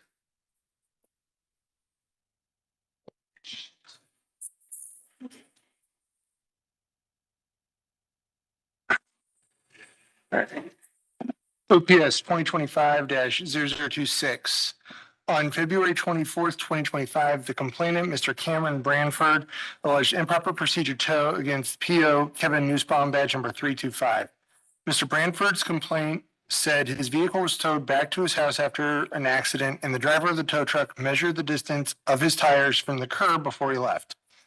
Multiple attempts to contact Mr. Branford by OPS went unanswered.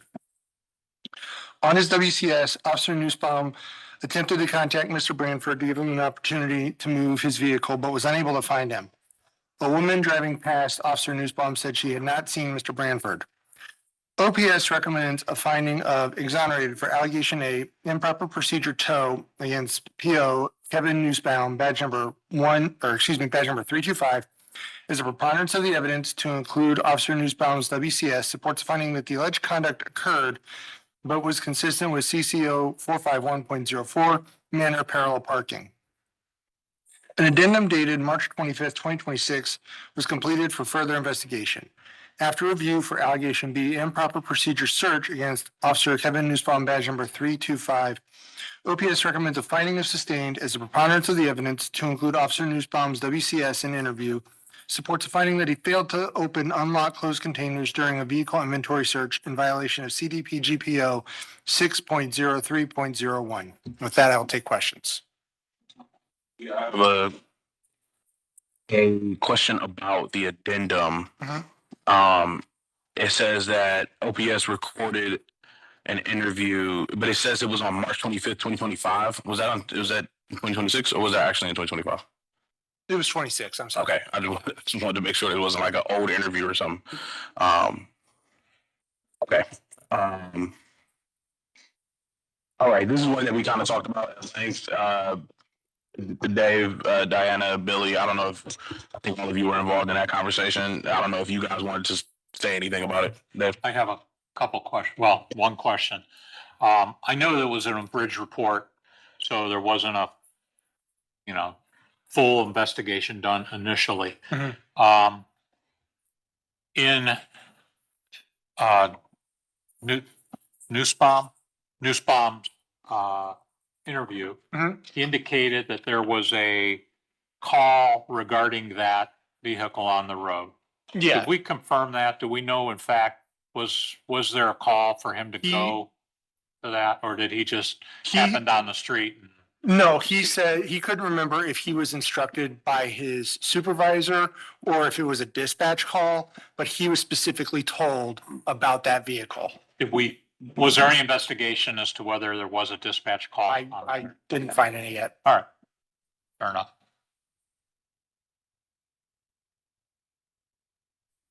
Okay, anyone else? Questions, comments? I will point something out though, also.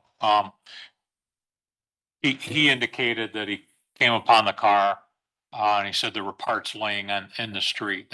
That's not accurate because the video evidence shows that wasn't the case. In fact, we know the car was towed to there. So that's not the spot where the accident occurred. So just for the record. Okay. Yeah, we brought him in for the interview. We asked him specifically about the inventory search. And it looks like he was looking, let me make this a little bigger. Oh, it's easier, not the eyes. He said nothing jumped out at him and that he is not allowed to damage something to open it. He said he is supposed to look inside containers. And he said he believed that he did. He didn't see anything that jumped out at him as having significant value, which is why he didn't record it.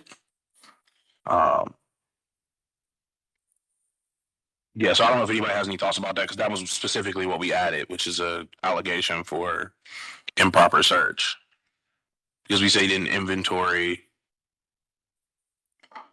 He didn't look in all of the containers, right? There were containers that were there. He said that there were containers that we didn't look in the container. Okay. Okay. Any thoughts, questions?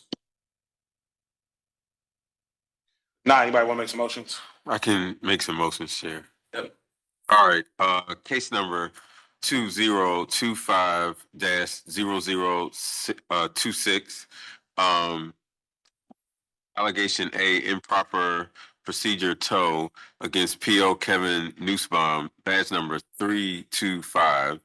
My recommendation or my motion is for exonerated in that PO Newsbaum was in accordance with CCO 451.04 1.04. And based on the preponderance of evidence and the investigator's report, my motion is for exonerate. In a minute. We have a motion for exonerate. Give me a second.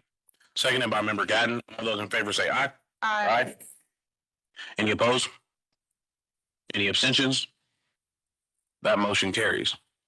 All right, same case, 2025-0026.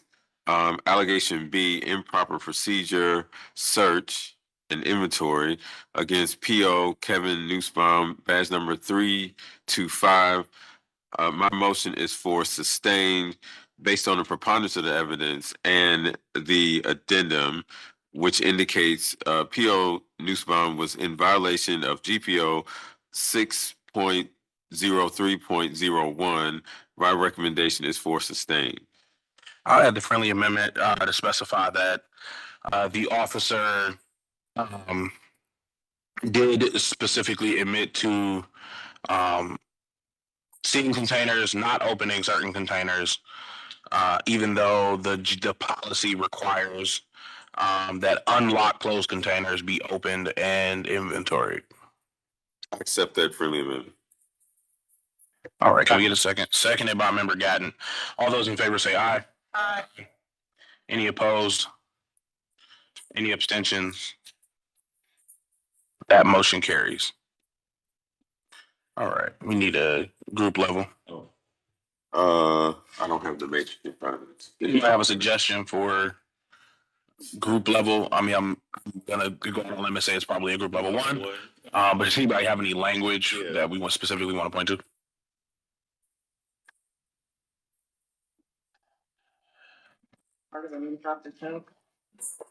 Yeah, I see improper tow here. Oh, it wasn't This- an improper Right, tow. this is specific to improper. Well, right, so yeah. Yeah. I mean, there's a general. It could fall under, in group 1, there's erroneous reporting because on his tow sheet, he wrote nothing of value. But we know that he didn't look at everything to be able to state that. So there's that. I mean, it was an improper search of the car.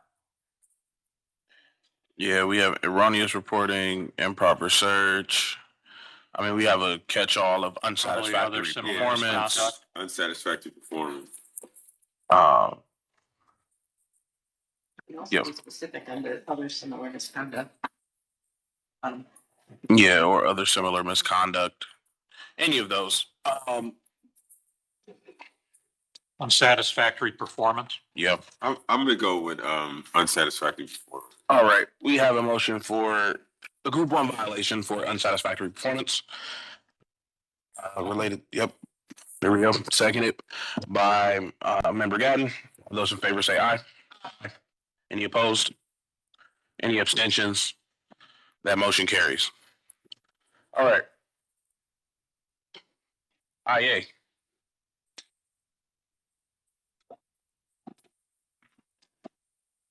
Okay, next case, 23-274. Complainant's name is Ferrari. And this will be investigated by, or presented by Tammy Lampkin.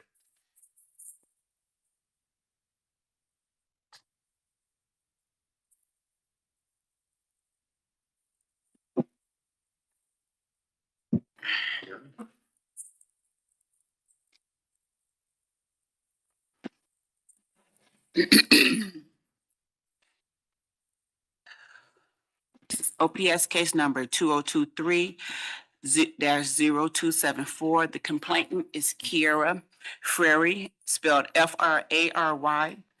Allegation A, excessive force. The subject officers are Patrol Officer Sains, badge number 497, Patrol Officer Crane, badge number 1067, and Patrol Officer Vicky Phillips, 1766.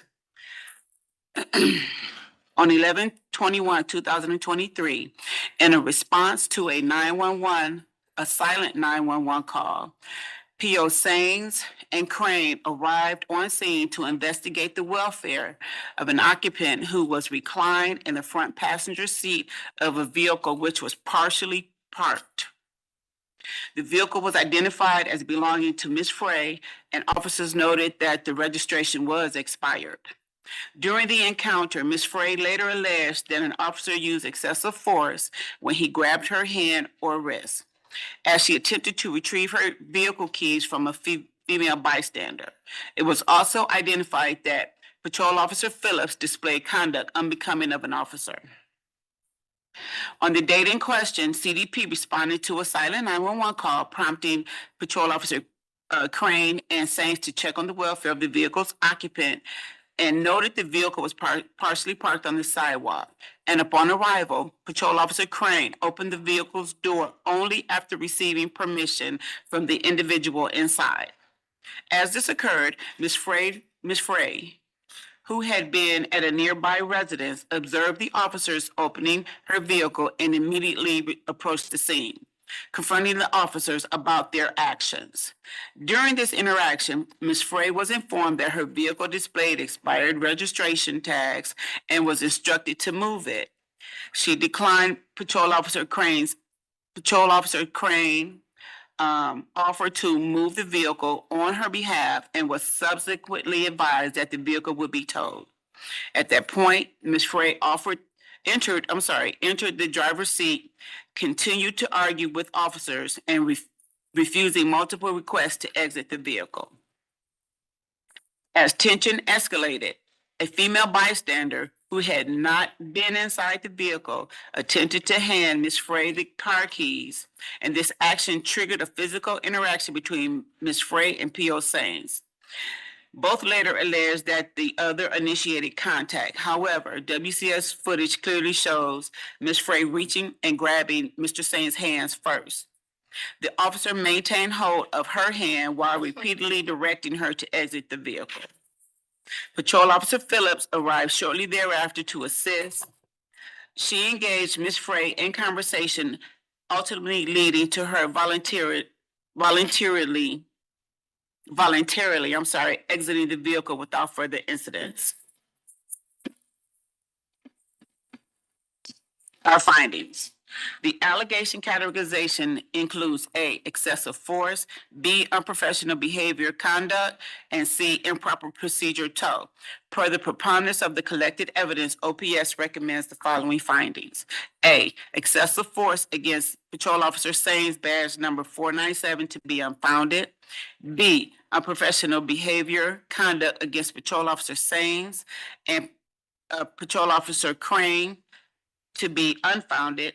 C, unprofessional behavior conduct against Patrol Officer Vicky Phillips to be sustained. And D, improper procedure tow against Patrol Officer Sains to be exonerated. All right, thank you for that presentation. Does anyone have any questions for our investigator? Yes. Another question? Oh, okay. I saw a hand out the corner of my eye. I thought it was a question coming that way. I do. So the specific, because I want to make sure I have the alleged conduct particular, the alleged language from Officer Phillips included, I saw definitely some swear language. All these MFers look like it. And I think there's some other stuff too, right? Or is that it? I saw it on the WCS. This other stuff. Yeah, P.O. Phillips stated one down after Ms. Patterson was arrested. So yeah, it just seems like she got into a bit of a back and forth with the complainant verbally, got into an argument with her. I don't know if anybody else saw anything else that they wanted to point out with that particularly. I mean, it was a generally kind of hostile situation from the point of the really being incited, to be honest, by the complainant. But Nonetheless, you have to remain professional. Anybody else question, comments, concerns, statements, soapboxes they want to get on? No? With that. Okay. All right. Anybody want to make any motions? Okay. I'll make the motions. This is case 2023-0274 for, we'll start with Officer Peter Sains, badge number 97. 497. 497. It's misprinted on the agenda. The So report. it's same badge number, what? His badge number is 497. Are we sure it's 497? And that it's not actually just 97? It's 497. Okay.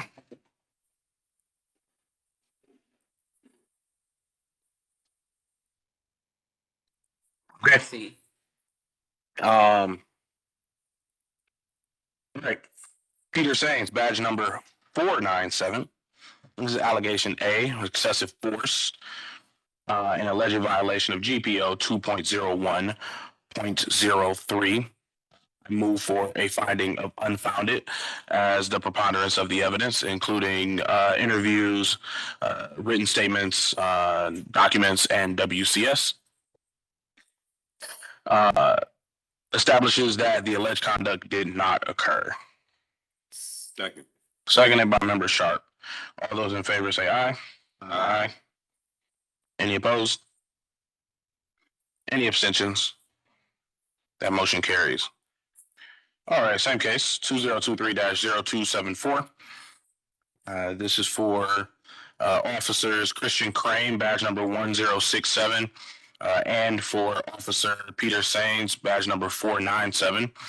This is for allegation B of unprofessional behavior and unprofessional conduct, allegedly in violation of Manual Rules 5.01, 5.02, 5.06, 5.08, and 5.09. I move for a finding of unfounded as the preponderance of the evidence, including WCS footage, interviews, and written reports, establishes that the alleged conduct did not occur. Second. Seconded by member Sharp. All in favor say aye. Aye. Any opposed? Any abstentions? That motion carries. Same case, 2023-0274. This is for Officer Vicky Phillips, badge number 1766, for allegation B of unprofessional behavior, unprofessional conduct, and alleged violation of Manual Rules 5.01, 5.02, 5.06, 5.08, and 5.09. I move for finding of sustained as the preponderance of the evidence, including interviews, WCS footage, and written report supports that the allegation did occur, that the alleged conduct did occur, and was inconsistent with division standards in violation of the aforementioned manual rules. Specifically, that Officer Phillips got into a verbal altercation or spat, if you will, with our complainant, and specifically used language, quote, all these, guess not quote, all these MFers look like it, damn, end quote, as well as, we'll leave it there, which is unprofessional conduct and unprofessional language to be used while on duty. So again, my motion is for sustained finding. Second. Seconded by member Sharp. In favor say aye. Aye. Any opposed? Any abstentions? I stepped up. All right, one abstention from member Gatton. That motion still carries. As far as group level, I'm going to, I make a motion that we held this as a group level 1 for discourtesy and rudeness for the unprofessional language. Second. All right, seconded by member Sharp. Those in favor say aye. Aye. Any opposed? Any abstentions? Abstain. One abstention from member Gatton, as he wasn't in the room. And that motion carries. All right. Last one, same case, 2023-0274. Again, this is for Officer Peter Sains, badge number 497, for allegation C for an improper procedure, improper tow, and alleged violation of GPO 6.03.01. I move for a finding of exonerated as the preponderance of the evidence, including interviews, WCS footage, and written reports, supports that the alleged conduct did occur, and that Officer Sains did tow the complainant's vehicle. However, the conduct was carried out in alignment with the standards outlined in the NGPO 6.03.01, as well as the codified ordinance that governs tow procedure within the city. Particularly, the vehicle was identified as having expired or otherwise fictitious plates. The complainant was given the opportunity to move the vehicle and declined to do so. So again, my motion is for exonerated. Second. Seconded by Member Sharp. All those in favor say aye. Aye. Any opposed? Any abstentions? Abstain. One abstention from Member Gadden for the previously mentioned reasons, and that motion carries. All right. We can start the day now. Thank you. Okay, first new case is 22-195. Complainant's name is Ebony Keys. This will be presented by Investigator Kabir. Hello, board. Hello. Morning. It's good to be back in present. Yeah, it is. This is OPS case 2022-0195. The complainant is Ebony Keys. Subject officers, PO Tamika Stewart, badge number 2110. PO Justin Longstreet, badge number 2061. And PO Tashka Brown, who separated from the Cleveland Division of Police on 07/11/2024. On 1 August 2022, the Office of Professional Standards received a complaint from Ms. Ebony Keys. In her complaint, Ms. Keys alleged that the Cleveland Division of Police officers, Stewart, Brown, were unprofessional and failed to provide service during the response to a dispute involving Mrs. Keys, her relatives, and neighbor, Sharon Anderson. Ms. Keys stated the officers refused to hear her side of the story and instead focused only on Mrs. Anderson and others present. She alleged that the officers did not file a police report and were dismissive in their interactions. Mrs. Keys was later arrested for felonious assault after witnesses reported that she attempted to strike individuals with her vehicle. In our analysis, the evidence shows officers listened to Mrs. Keys, spoke with family members, and documented the incident. There was no evidence to support that any responding patrols attempted to change the statements of Ms. Keys, nor any officers witnessed Ms. Keys being attacked. In fact, Ms. Keys approached the officers first. Probable cause for her arrest was based on multiple witness statements and statements made by Mrs. Keys that she did drive to the neighbor to confront them about the situation. Furthermore, during the course of the investigation, it was noticed that PO Tasha Brown resigned from the Cleveland Division of Police. Our recommendations. OPS recommends a finding of unfounded for allegation A, lack of service against PO Stewart and PO Longstreet. As for positive evidence gathered throughout the investigation, to include WCS incident reports and interviews, supports a finding that the alleged conduct did not occur. Officers responded to the scene after the reports that Mrs. Keys had attempted to cause harm to another individual with her vehicle. She was detained at the scene. The officers' actions were consistent with GPO 3.04.01 and Manual 4.01. Additionally, OPS recommends a finding of unfounded for allegation B, unprofessional behavior and conduct against PO Stewart and PO Longstreet. As for positive evidence gathered throughout this investigation, to include WCS incident reports and interviews, supports the finding that the alleged conduct did not occur and the officers' actions were consistent with Manual 5.08 and 5.09. And OPS recommended allegation B for Tasha Brown be administratively dismissed. OPS Manual 703A, non-CDP employee. This concludes the presentation. Not pending any questions. All right, thank you for that presentation. Does anyone have any questions for Investigator Kabir? All right, anyone have any other questions, comments, concerns, statements? All right, anybody want to make some motions? I'll make a motion. All right. Okay, in OPS, case number 2022-0195 for Officer P.O. Justin Longstreet, badge number 2061. Allegation A, lack of service, no service.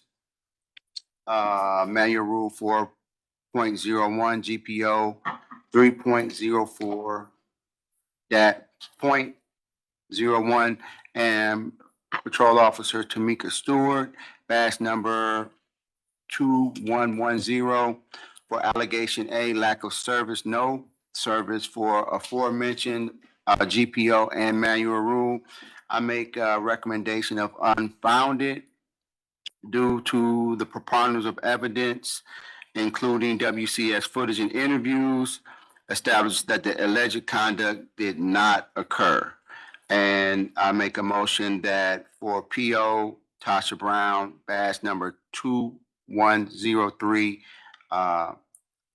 that's administratively dismissed. So we'll take the first motion for unfounded. The second one doesn't need a motion. That'll just be Okay. for the record, so we know it. So the motion on the floor is for unfounded, for officers Longstreet and Stewart. I second. Seconded by Member Parker III.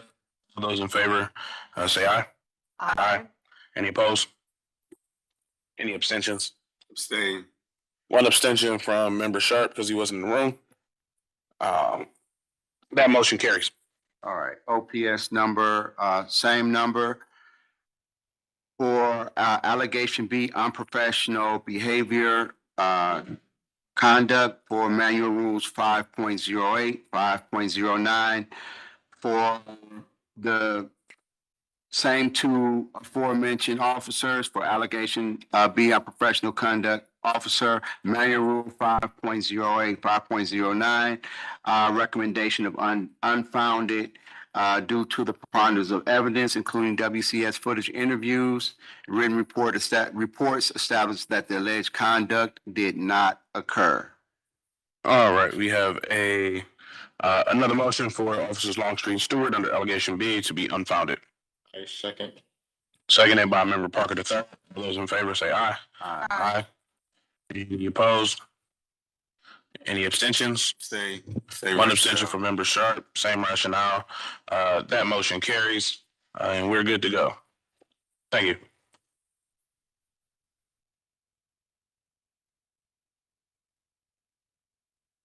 Okay, next up is 23-118. Complainant's name is Tony Farmer. This will be presented by Investigator Green.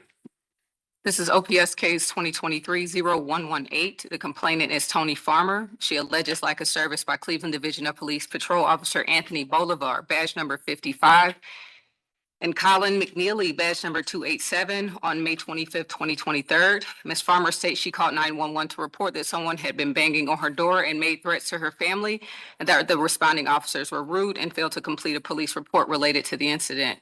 OPS interviewed Officer Bolivar on June 5th, 2025, and Officer McNeely on December 5th, 2025, and both had no recollection of the events that occurred that day. OPS recommends an amended finding for allegation A, lack of service, no service, as insufficient evidence as a preponderance of the evidence fails to establish whether the alleged conduct did or did not occur. We're going to reference Manual Rules 4.18.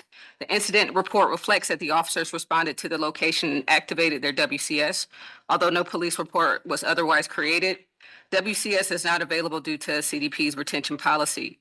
For allegation B, unprofessional conduct and behavior, the finding is insufficient evidence as a preponderance of the evidence fails to establish whether the alleged conduct did or did not occur. And we're going to reference Manual Rules 501. This concludes the investigation. All right. Thank you for that. Also, welcome back. Good to see you. Does anyone have any questions for our investigator?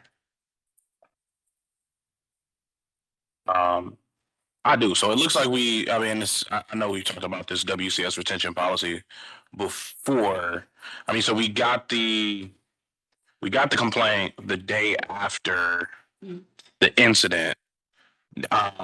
And I know based on the date, I think this is before you were even here. So I'm not saying that this is on you, but did we not just request the body camera footage in time, or? So this did go through a couple hands. We've had, we turn over, people decide to leave. Mm-hmm. So I got here in 2024. I believe another investigator had it during this time, and I think they went on extended leave, so it was assigned to me. I always request WCS, even if I know we exceeded, we have to make an effort. I try to make an effort, so it was not there. And I did try. in the package, there is an incident report. So with the lack of service, the officers did show up. There's an incident report. It required a response, so the officer showed up. It was an incident report. She requested a police report. I consulted with my senior investigator, and he explained the difference between the incident report and the police report. So to answer your question, there is no WCS of the incident, but the incident is recorded as an incident that occurred, and it highlighted everything that that happened that day. So it stemmed from like an ongoing neighbor dispute. The downstairs neighbor had, I guess, called some of his family members to address, female family members to address the neighbors that may have been at the top residence, and it just went left after that. So, yeah. Okay. Any other questions, comments, concerns, statements? Any motions? I just have a question about the difference between the incident report and the police report. Could someone explain that? Because I know a lot of the things we see are incident reports. So Senior Investigator Boker, once again, he's a great teacher. Yeah, thank you. Anytime the police get called out to, on a call or service call, an incident report is generated. And it's just, they went out. A field case report is when they go out for this incident, the person goes, I want to file an assault report. Then a formal report is done, which is called a field case report. So in this particular case, it was clear they went out, responded. She wanted a field case report, like a full report. And we don't know how she phrased she wanted, and the officers don't remember. So we know they responded. We just don't know that they took that extra step in filling out a field case report, which lists the offense, the victim, suspects, and all that kind of stuff. So it's more detailed than just an incident report. Thank you very much. Okay. Anything else, or would anyone like to make any motions? Chair, I can make some motion. Okay. Case number 2022-0284, allegation A, unprofessional behavior, conduct against P.O. Mays, badge number 368. My recommendation is for insufficient. Am I? Next. Hold on. Yeah. This is the one from the. Okay. Let me catch up. That's why I'm in the wrong spot. All right. Okay, sorry about that. Correction, case number 2023-0118. Allegation A, lack of service, no service, against P.O. Bolivar, pass number 55, and P.O. McNeely, badge number 287. My recommendation is for insufficient evidence based on the preponderance of evidence and investigators' report. My recommendation is for insufficient evidence. All right, we have a motion for insufficient evidence. Can I get a second? Second. Seconded by, was that Member Willis? Seconded by Member Willis. All those in favor say aye. Aye. Any opposed? Any abstentions? That motion carries. All right, same case. Case number 2023-0118, allegation B, unprofessional behavior, conduct, against P.O. Bolivar, badge number 55, and P.O. McNeely, badge number 287. My recommendation is for insufficient evidence. This is based on a preponderance of evidence in that also there was no WCS based on retention. My recommendation is for insufficient evidence. All right, we have a motion for insufficient evidence. Seconded by Member Willis. All those in favor say aye. Aye. Any opposed? Any abstentions? That motion carries. All right, thank you. Okay, next up is 24-002. Complainant's name is Tanzia Levest. This was investigated by Investigator Samansky, being presented by Investigator Eisen. OPS 2024-0002. On January 4th, 2024, the complainant, Ms. Tanzia Livest, alleged Officer Mason Swires, badge number 2383, Officer Nathan Dawes, badge number 940, Officer Shannon Skaggs, badge number 636, and Officer Jason Rees, badge number 193, were laughing at her and did not make a report or remove a male from her home like she requested. The officers were all seen laughing, joking, and using profanity in front of Ms. Livest's juvenile daughter. They did not make a report for assault or domestic violence. The male was allowed to leave on foot without an arrest, report, or citation.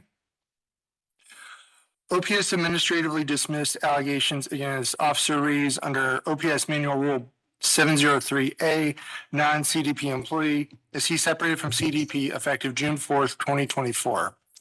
For allegation A, unprofessional conduct behavior against Officer Mason Swires, badge number 2383, Officer Nathan Dawes, badge number 940, and Officer Shannon Skaggs, badge number 636, OPS recommends a finding of sustained.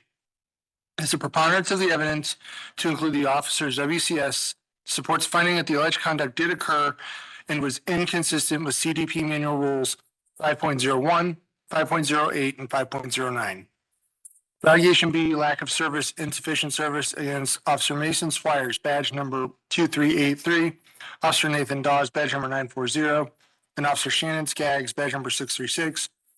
OPS recommends a finding of sustained as the preponderance of the evidence, to include the officer's WCS, supports finding that the alleged conduct did occur and was inconsistent with CDP Manual Rules 4.01, 4.18, 9.05, and CDP GPO 5.05.01.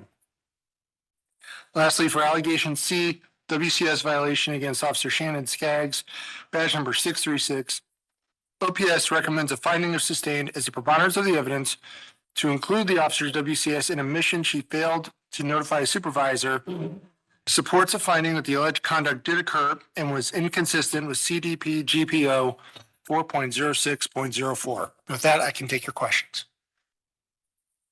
All right, does anyone have any questions for our investigator?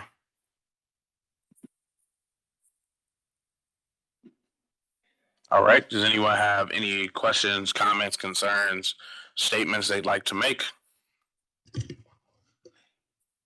Seem like we have some officers who seem to be pretty cavalier here, to kind of put it lightly, in the way that they dealt with this situation. Yeah, I don't know if anybody else has any thoughts or comments about that. Well, they also failed to do anything about what their normal standard is on investigating a domestic violence situation. They had a married couple and allegations of some kind of physical harm, physical action, and they didn't really do anything about evaluating that. Yeah. But didn't do anything. It was also weird to me that there were this many officers that were involved and none of them decided to act professionally here. It's concerning. You would expect that if there are, 4 officers who showed up, that at least one of them would think to actually do their job. Okay, somebody want to make some motions? I can. And anybody, please feel free to make friendly amendments, as I more than likely will miss something. This case number 2024-0002, allegation A, unprofessional behavior conduct against P.O. Dawson, badge number 940, P.O. Skaggs, right, badge number 636, and P.O. Squires, badge number 2383. My recommendation is for. Excuse me. Oh, go ahead. I think we need to list the officers individually, do we not? Yeah, that's a good point. I mean, since Because- if the recommendation is going to be for sustain, we should probably take them separately. Okay. So it's only when we're gonna do something other than sustain. Yeah, because. Because like each, he's done already. if there is a sustain, It's gonna have to, an each event, three that's where you were individual, headed. yeah. We Yep. would need to determine discipline for each based on their individual And we behavior. want to state specifically what each's conduct was. So that's probably where I'm gonna need some help at. All right, so I'm gonna take this again and we'll do all three of the, ooh, we have a long list here. All right. So, case number 20240002, allegation A, unprofessional conduct behavior against P.O. Dawson, badge number 940. My recommendation is for sustained based on the preponderance of the evidence and the investigator's report. My recommendation is for sustained. Second. Can I add? Second, I think we're gonna add some Yeah. specificity. Can I add some specificity? It Please. appears that Dawson was laughing and also appears that he used the words "fuck it." Yep, I think they're, yeah, look at the. Yep. I will accept that friendly amendment. Second. All right, we have a second from Member Willis. All those in favor say aye. Aye. All right. Any Share your opposed? mic. Any opposed? Any abstentions? That motion carries. All right, we need a group level.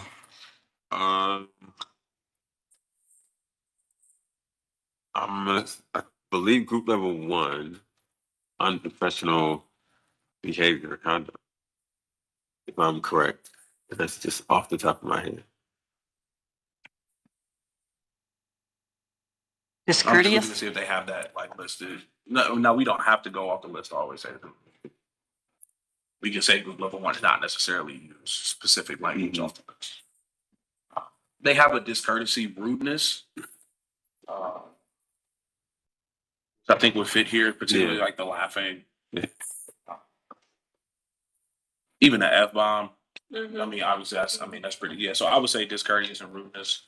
I don't know if anybody wants to try to make a case for a group level 2, just throwing it out there. But yeah, I think. If you were, what would? Under 2, you have, actually a couple things: abusive, demeaning behavior, conduct unbecoming. Conduct unbecoming. You know what? The esteem, disparaging, God. offensive.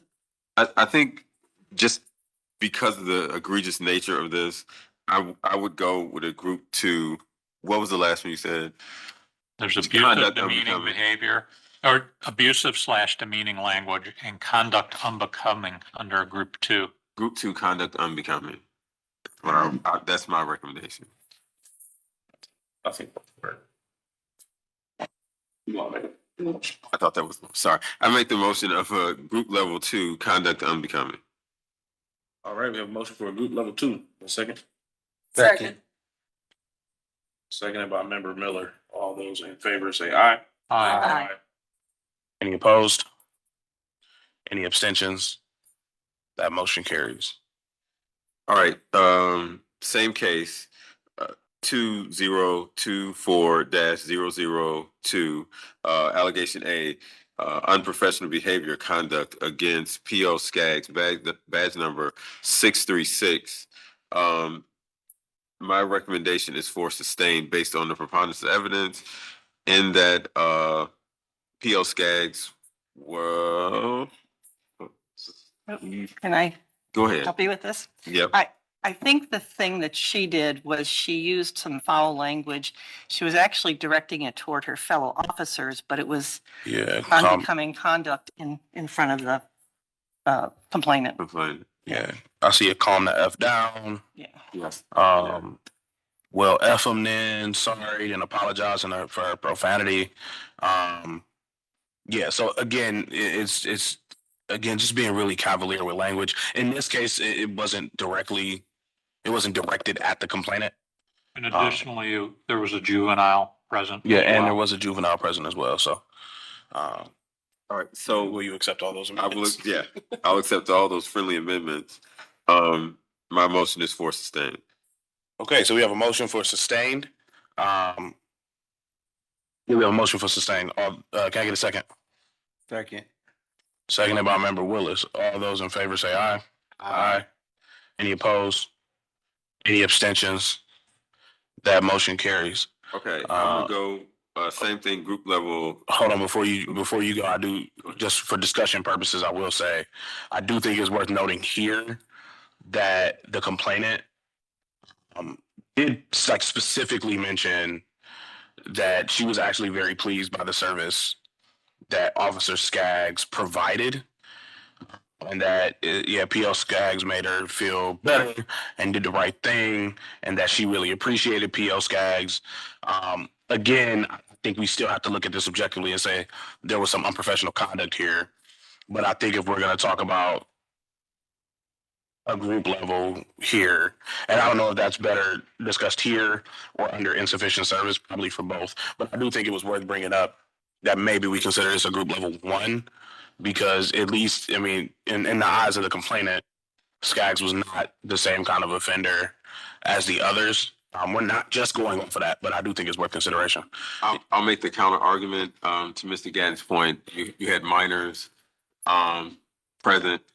The language unacceptable for police officer, although we'll note that the police officer apologized, but still minors are present, damage is already done to me. So I'm going to recommend a group level 2. I'm becoming. So I kind of move toward a group level 1 because the other thing is, I think in her interview, she took responsibility for what she did. Nobody else did. So I think she already has some understanding of, yes, some of what she said was inappropriate. I'll just jump in, just add we need a second because there is a motion Oh, I'm sorry. before we continue. But that is a good point. Can I get a second? Second. A second from member Willis. Any further discussion? Yeah, I just think we should make it a group level 1, as I said before, that she was aware of her behavior and was also frustrated with her fellow officers more than she was with the complainant. And I think that's why she was reacting the way she was. Any other discussion? All right, hearing none, we have a motion on the floor that has been properly seconded for a group level 2 violation for conduct unbecoming. All those in favor say aye. Aye. Any opposed? Aye. Okay. How many ayes did we have? Sorry, I should have done this the first time. Yeah, just now. For the first one or this? For this, For this one. This one for group level 2. For the group level. 1, 2, 3, 4. Okay. And the nays, can I get hands? Okay. Any abstention? Okay, the motion carries. Oh, sorry. Same case. Yep. 20240002. Allegation A, unprofessional behavior conduct against P.O. Suarez, patch number 2383. My recommendation is for sustain based on the preponderance of evidence and the investigator's report.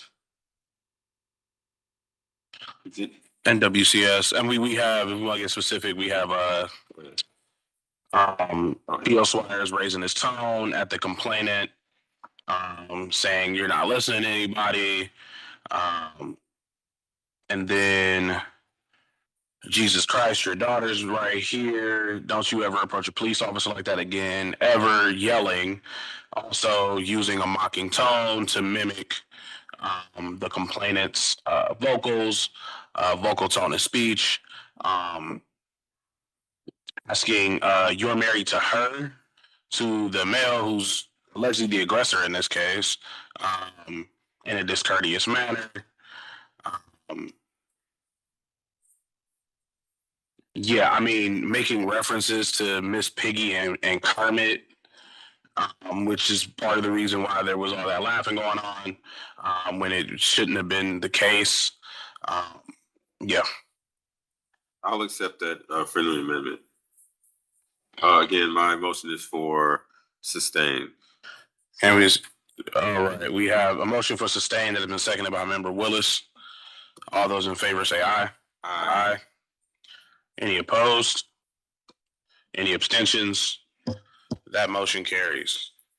All right. Here, before we move on, can I go back to that group level motion? I Yes. just want to make sure I understand who voted for what. Oh, okay. So the ayes were, Put your hand up over your head if you voted aye. Okay, so that's 4. yep. Okay. Who voted against? So that's 3. Right. Okay. Somebody not vote? No, so we have 2 people missing. It's only 7 So we have 7 board members here. My bad. Yeah. Just want to make sure. Yep. And we're good. It's majority of present, right? We don't have to worry about plurality or anything like that. Okay. No, I figured that was the case. Just wanted to double check. Okay. So now we need a group level this is for P.O. Swires, just so we're clear. Okay, again, taking the situation in its totality, I'm still gonna go with group level 2, conduct unbecoming. We have a motion on the floor for a group level 2 for conduct unbecoming for officers Swires. Second. Seconded by Member Willis. Those in favor say aye. Aye. Any opposed? Any abstentions? That motion carries. Okay. Same case, 20240002, allegation B, lack of service, insufficient service against P.O. Dawson, badge number 940. My motion is for sustained based on the investigators report in that P.O. Dawson was in violation of GPO 5.01 and Manual 4.18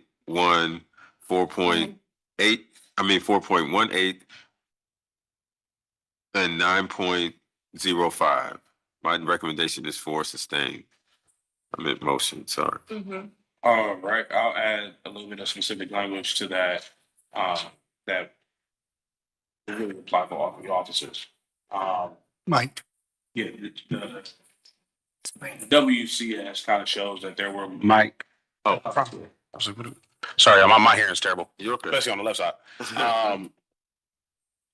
The WCS shows that there were just multiple issues with the investigation that was conducted here, including that the officers did not immediately separate the involved parties, did not initiate any sort of assault or domestic violence investigation, and no on-scene officer completed a report, despite the complainant making repeated statements that she wanted the male removed and expressed feeling unsafe and showed physical evidence of injury.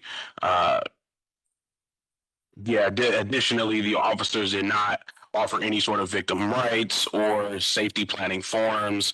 I think the alleged aggressor, the male, was removed and then allowed to come back in.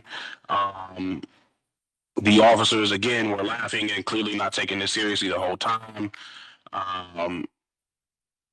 And this ultimately led to an escalation in the violence. Make sure I'm getting it all.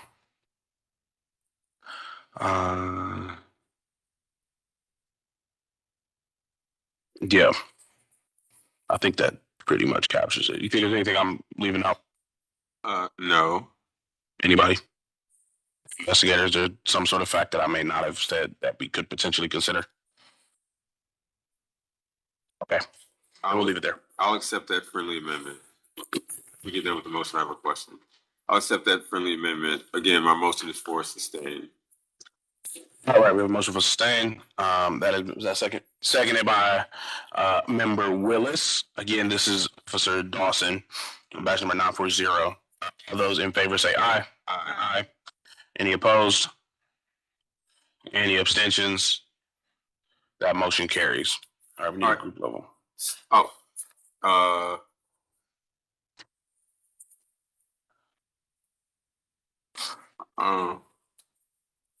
I mean, I feel like if just, for discussion point, I feel like the unprofessional behavior generally is a group level 2. This has to be at least a group level 2.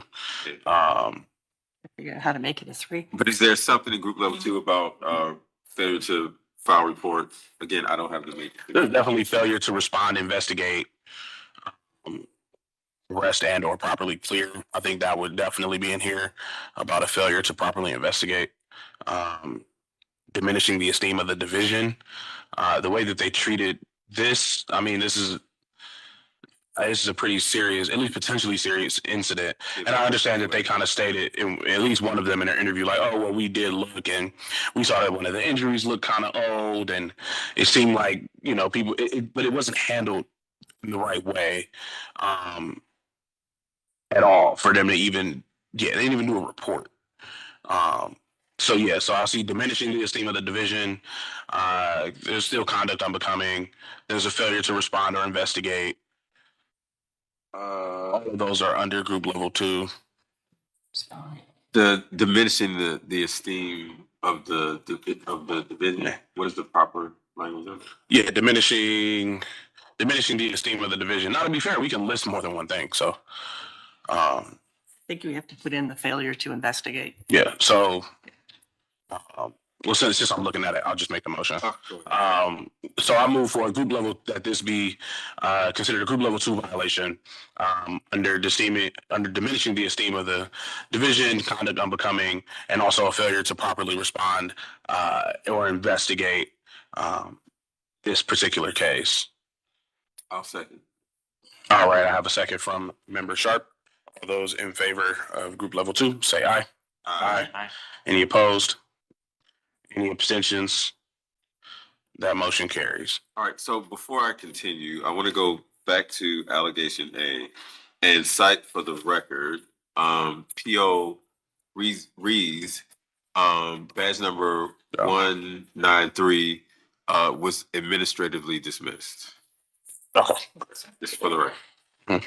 All right, case number 2024, my other question.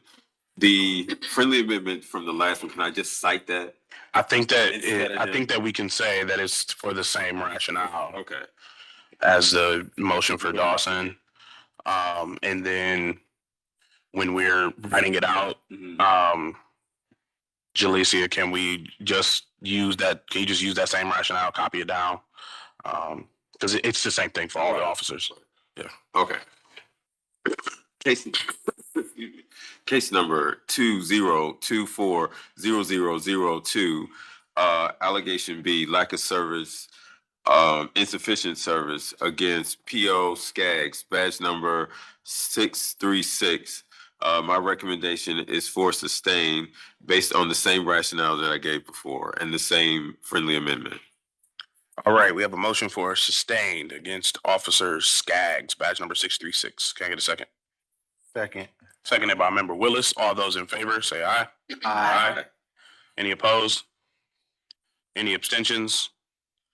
That motion carries. Then I guess I'll make the motion again for a group level 2 violation for the same reasons stated before, including conduct unbecoming, failure to respond or investigate. Yeah. Second. That motion has been moved and properly seconded. All those in favor say aye. Aye. Any opposed? Any abstentions? Motion carries. All right. Same case 2024-0002, allegation B, lack of service and insufficient service against P.O. Swarms 23, badge number 2383. My recommendation is for sustain based on the same rationale and same friendly amendment as we gave before. Second. All right, that motion to sustain has been moved and properly seconded. All those in favor say aye. Aye. Any opposed? Any abstentions? That motion carries. Then I'll make the motion that this be treated as a group 2 violation for Officer Swires, badge number 2383, for the same aforementioned rationale. Second. Seconded by Member Sharp. All those in favor say aye. Aye. Any opposed? Any abstentions? That motion carries. All right. For the record, allegation B, lack of service, insufficient service against, PO Reeves, badge number 193 was administratively dismissed. All right, case number 2024-0002, allegation C, WCS violation, against PO Skaggs, badge number 636. My recommendation is for sustain based on the preponderance of evidence in that PO Skaggs was in violation of GPO 4.06.04. My recommendation is for sustain. Second. All right, we have a motion for sustain that has been moved and properly seconded. All those in favor say aye. Aye. Any opposed? Any abstentions? That motion carries. I'll make the motion for a group level 1 WCS violation. All right, motion for group level 1. Need a second? Oh, you want? I'll Yeah, let's do- just take the second first. I'll do a second. I was going to add, we should be specific about the fact that she just didn't notify her supervisor when because her camera was on and then it was no longer on. Right. And she didn't follow correct protocol at Right. that time. Okay, you want to accept that friendly amendment? Move for the second. I'll accept that friendly amendment. Okay. All right, still have a motion for a group level 1 violation. Can we Second. do second? Seconded by member Willis. All those in favor say aye. Aye. Aye. Any opposed? Any abstentions? That motion carries. All right. Chief wants us to- Next case, 1, 2.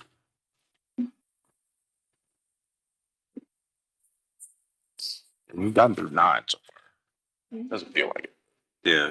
We have gotten through 9, so. We'll probably do a few more. Okay. Chair, do you guys want to try to do 2 more cases before noon or what? Oh, yeah, we're going to 12:15. Might push it to 12:15. Yeah, because we got to get through. We got to make a little bit more good in this. Okay. Yeah. We're just gonna move to the next case on the agenda then. It's 24-011. Plaintiff is Sierra Scott. Presented by Investigator Eisen. OPS 2024-0011. On January 17th, 2024, the complainant, Ms. Sierra Scott, alleged a lack of service against PO William Salupo, badge number 1969, stemming from a motor vehicle accident on January 11th, 2024. She was upset no arrests were made, no citations issued, and no field sobriety tests administered. She also alleged a lack of service for a motor vehicle accident that took place December 31st, 2021, involving PO Nicolo Angelino. PO Salupo arrived on scene and provided assistance as necessary and requested. OPS administratively dismissed the allegation against Mr. Angelino under OPS Manual Rule 703A as he separated from CDP effective September 26, 2025. For allegation A, a lack of service against Officer William Salupo, badge number 1969, OPS recommends a finding of exonerated as the preponderance of the evidence, to include the officer's WCS, supports the finding that the alleged conduct did occur, but was consistent with CDP Manual Rules 4.03, 4.14, and 9.05. An addendum dated March 26, 2026 states the WCS from Officer Salupo has been deleted due to CDP WCS retention policy. The previously assigned investigator reviewed and summarized the WCS in the report. With that, I can take questions. All right, thank you for that presentation. Does anyone have any questions for our investigator? Okay, hearing none, does anyone have any questions, comments, concerns, or wants to make any motions? Can make a motion. Okay, On case number 2024-0011 regarding police officer William Salupo, badge number 1969, as to allegation A, lack of service, insufficient service. My motion is that he be exonerated as the preponderance of the evidence, including the summary of the WCS and interviews and documentation indicate that he was not in violation of manual rules 4.03, 4.14, and manual rule 9.05. All right, we have a motion on the floor for exonerated, Second. seconded by member Sharp. All those in favor say aye. Aye. Any opposed? Any abstentions? Friendly amendment, that was member Willis that seconded that. Was. That motion carries either way. It carries. You can put down whoever you want to put down. Yeah, I thought I had. I heard him, you heard him. Sorry, I didn't hear you, Ben. They're I did not hear you. Jalicia's I thought I minutes. waited. I'm just here, man. Poor Jalecia. They're not even my minutes.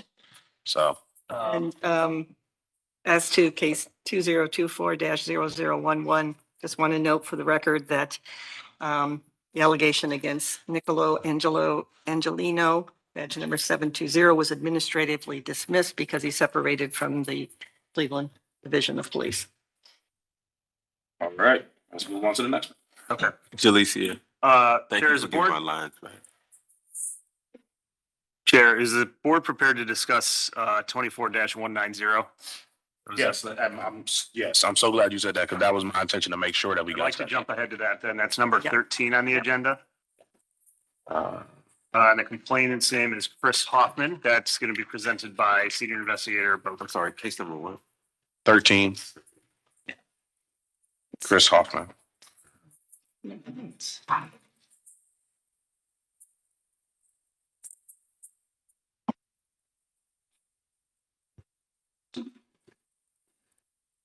Good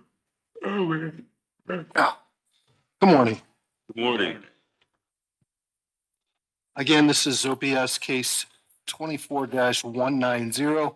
Complainant is Chris Hoffman. The date of this incident occurred on April 28th, 2024. The subject officer is Detective Donald Kopchak, badge number 2139. OPS received a telephone complaint from Chris Hoffman on August 8th, 2024. I should note that the complainant is from Bedford, Texas. He filed the complaint after watching a YouTube video which captured Detective Kopchak and another officer, a Lake County deputy, Daniel Lajak. In this video, Brunswick police responded to a bar where Detective Kopchak and the other officer had harassed a U.S. citizen of African descent and demanded to see his identification and alleged he was an illegal alien. They then forced him outside the bar and held him on the ground. Particularly, Detective Kopchak was observed in the video holding the citizen on the ground when police responded. This was captured on the YouTube videos. A Detective Kopchak was later indicted and convicted of this conduct in Medina County Common Pleas Court Case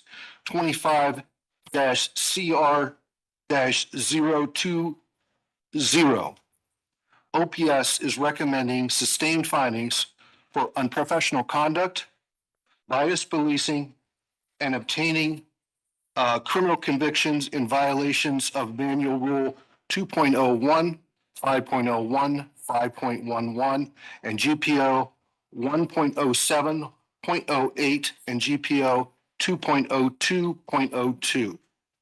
I would also observe that the counts of conviction in this case mirror those violations of conduct. And I would add that Detective Kopchak could also, we would sustain a violation for excessive force in that he used force for an unlawful purpose, the detention of this individual. And the force was demonstrated by taking the individual to the ground. And again, it's also supported by the assault conviction. And I just realized that as I was preparing for this. That would be an allegation. That would be an additional allegation besides the ones that are specified. Allegation E. Yeah. The allegation. Yeah. Excessive force. A violation of GPO 2.1.03 C1. Give me that one more time. 2.1. 0.03 subsection C1.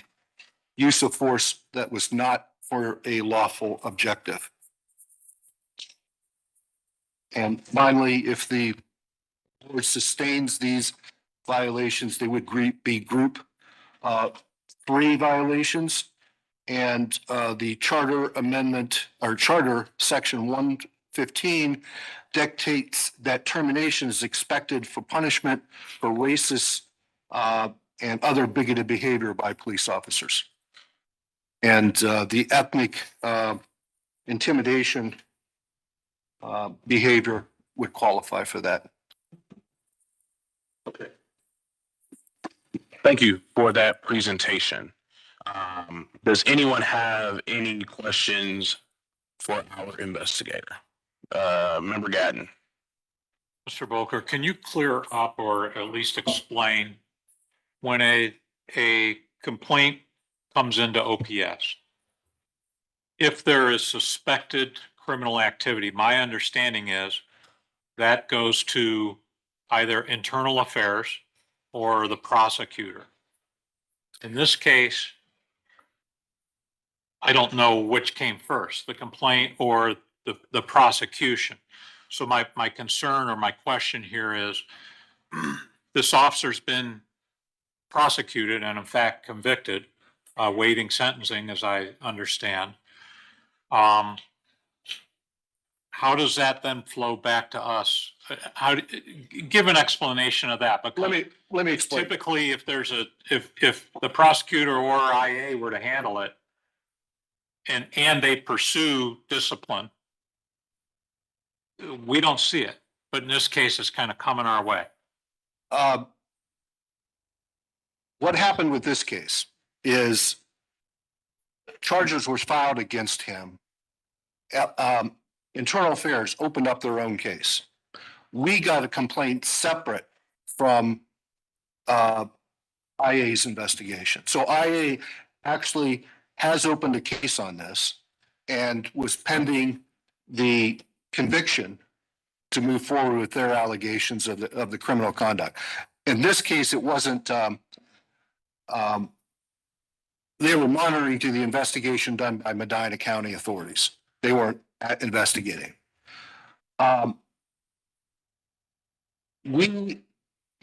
Because there was a conviction, there was also some administrative violations here, which basically mirror the criminal convictions. So we took the initiative to say, we're going to bring this to the board. The other reason is, from what I understand, Internal Affairs could not bring their case in this situation because OPS has an open investigation and they can't seek discipline while we have an open investigation. So hence the reason to bring this forward to the board, get the board to do whatever they're going to do with the allegations so that IA can proceed in presenting their discipline. Because we usually present them simultaneously, the OPS and IA. But OPS usually waits till the IA is completed with their investigation, and then we review it, and then we complete our investigation and it goes to the board.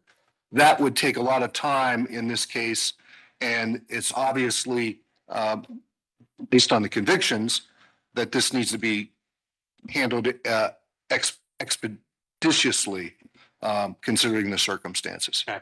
I just want to be clear in terms of my concerns here. It's not at all regarding the behavior of the officer in this case. It's regarding the procedures that we're following here. Because we may get to, if we were to follow through on a sustained and accept your position that you took, that this would require termination, I don't believe we've gone down that road before. So if we do, one could suspect there'll be some challenges to it. So I want to make sure we're not, going astray of how we should be following this. I agree. Okay. I point out that, just that these would be group 3, violations. And they, and what the charter says about the type of conduct in here regarding Okay. the intimidation. So I have I guess this is a hypothetical. Had no one filed a citizen complaint with us, there's a conviction. IA would have continued on at that point, correct? They would have waited for the court case. And then they would have gone either guilty or not guilty. They still would have continued with their case, okay? And I'm pretty sure they have the authority to recommend a termination, correct? I would assume so. Okay. I should point out, we cited them for administrative violations. IA, if they were doing a criminal investigation and this was within the Cleveland jurisdiction, Right, they would pursue criminal charges as well. In right. this case, they didn't have to pursue the criminal charges. They would be basically doing an administrative type hearing as well in this case, because the criminal charges were actually done by another agency. Right. So it still comes back to, if we were not involved, and I'm just, again, I'm procedurally, I just want to make sure that we're Not stepping well on. focused here, Yeah. not stepping in it, so to speak. I'm not following why IA is saying we have an open case, so they're waiting for us. Typically, it's the other way around. Had there not been criminal charges in this case filed, okay, and this YouTuber sends this information to us and we see it like, holy cow, nobody has seen this video yet in the world. You would have sent this to either the OPS, most likely would have taken this to the prosecutor or to IA and said, we just saw this video on YouTube. Something needs to be done here, right? And then we would have waited for those decisions to be made. How does this get out of order now? Just because we got the complaint, why are we having IA saying, well, we're going to wait for OPS? It typically doesn't work that way. Let me clarify something. They would not wait for their investigation. They would proceed with their investigation, but they can't proceed to the next level, discipline. IA can't present a case if we have a case on the same matter until our board makes a ruling. Then we both go to the next level. If we waited for them to investigate, we would get a copy of their report, but it has to go to law to get redacted. Then we take that report and bring it and present our case to the board, and the board would make a ruling. And then we would both go together to the disciplinary hearing. And this way, if IA's finished with their case, which I'm pretty sure they're not far behind, Right. because this has resulted in a conviction, the board makes a ruling and this can be moved up and we can both go to the hearing, where we're not waiting on IA to finish their investigation and they're not waiting for us to get a ruling from the board. The reason why the IA cannot take a case forward is because the board has some authority over discipline, and if they preempt us, then that usurps the authority of the board, so to speak. So they never are able to take a case where we both have an open case. We have to finish our case and present it to the But board. if we have, if we got a potential criminal case, I think we have them in oftentimes in use of force. We would- To IA first. We would refer it to IA. Okay, And we would put our case on hold until they finish theirs. okay. So IA gets their case, they finish theirs. Let's say they believe that there's use of force. What do they do if we didn't have that case? Do they not recommend discipline? Yes. They can recommend termination, correct? Yeah.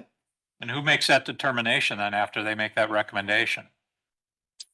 I would assume it's the police, the internal police mechanism. I'm not sure, To the chief yeah, and safety director. yeah, we would go to the chief. They would say, look, this is the conviction. Or this is the facts of the case. We recommend sustained. And it's a group such and such. Right. They would do that. The discipline process would specify that, and then it would be up to the chief or in termination, it's always going to be up to the safety director. So if that process were followed, does that block anything that we do? Because what were to happen if that whole process was followed and then this guy in Texas sees the video and says, I have a complaint and files it then? You mean he files it after they've presented their case? Yeah. We would look at it, he's already received discipline. We didn't receive a complaint. Yeah, we wouldn't be able to discipline them twice. So I'll also add in part of the reason why we've done it procedurally the way that we've done it, as far as waiting on IA, is mostly out of efficiency so that we're both not conducting investigations at the same time. It's not because we have to defer to IA or we have to wait on them. I think the idea, and somebody can correct me if I'm wrong, but the idea is that if IA is already going to investigate it, there's no point in having OPS also investigate it when we can just review IA's investigation. And the reason why it's different here is because the investigation is kind of swift and kind of cut and dry to some degree. And so we don't necessarily need to wait for IA's investigation because our investigation can be done rather quickly. And so we can kind of do our investigations, if you will, at the same time because we're not really worried about doubling up on resources because it's not going to take that much resources to complete the investigation. Whereas normally we wouldn't want to do that because now we have IA spending resources on investigating and OPS spending resources on investigating. But in this case, because we already have a conviction, that almost acts as the IA report in some regards, right? And so now we're just reviewing what we already know from the YouTube video. A lot of the evidence is pretty cut and dry. Please, somebody stop me if I'm wrong. But that's my understanding of why we're not necessarily waiting for IA to get done and then reviewing IA. Also, it's slow, and we don't need to slow down on this. I would add too, in prior times, we did not have 115. We have 115 now, meaning we have the authority now to terminate. So I think to the chair's point, those are two competing things. I think that's why I would wait on us, because if we go for termination, then where do they fall in that? And also I would want to clarify that just because Investigator Boker made a suggestion about where we may land on discipline, we're not taking the lead from Investigator Boker, just to clarify that to the public. Whatever outcome we come will be a decision that we made based on evidence that we have.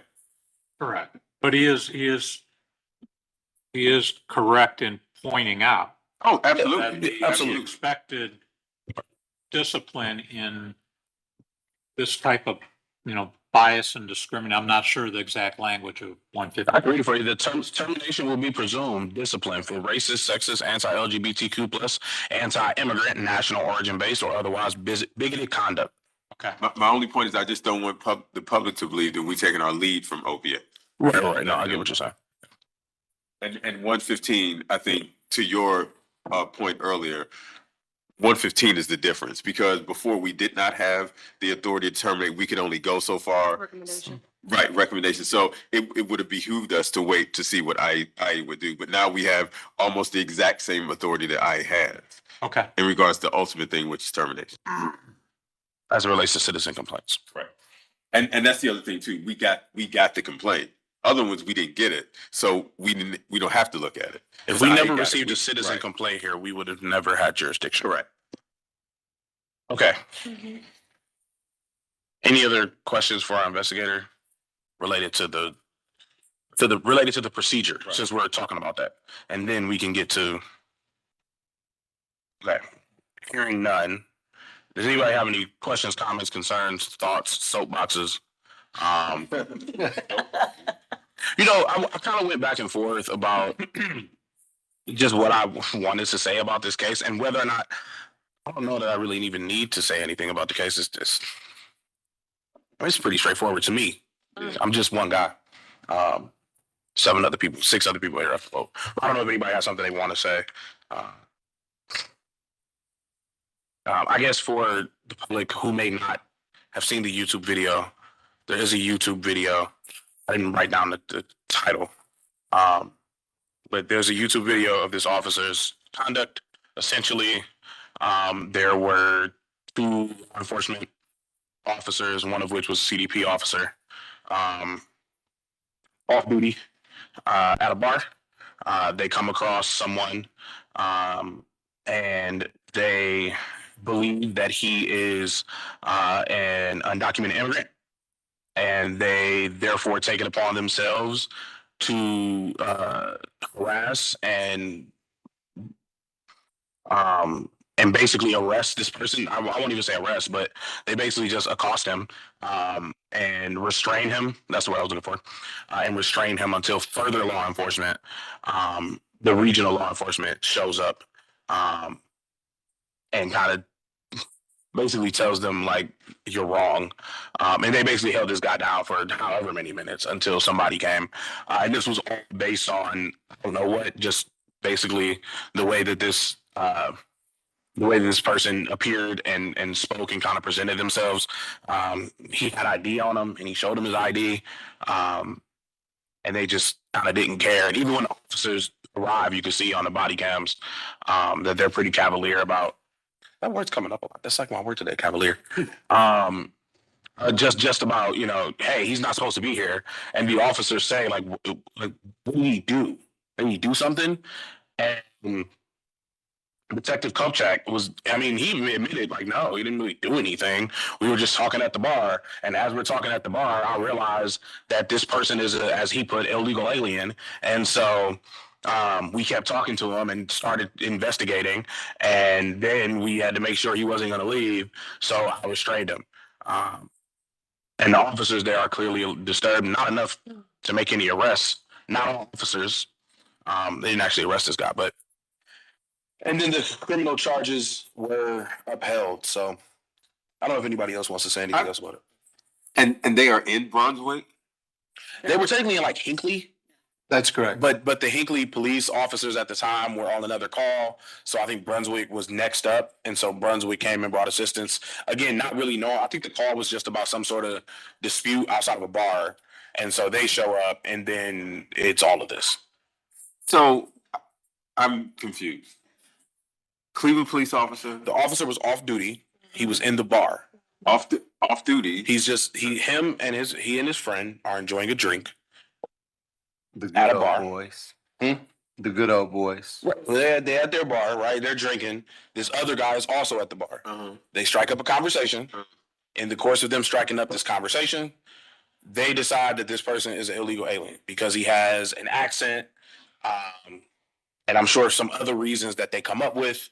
At some point during the conversation, I think they ask him for ID. He shows them ID. They're still not, I think it's an out-of-state ID, if I remember correctly. It's a Texas ID.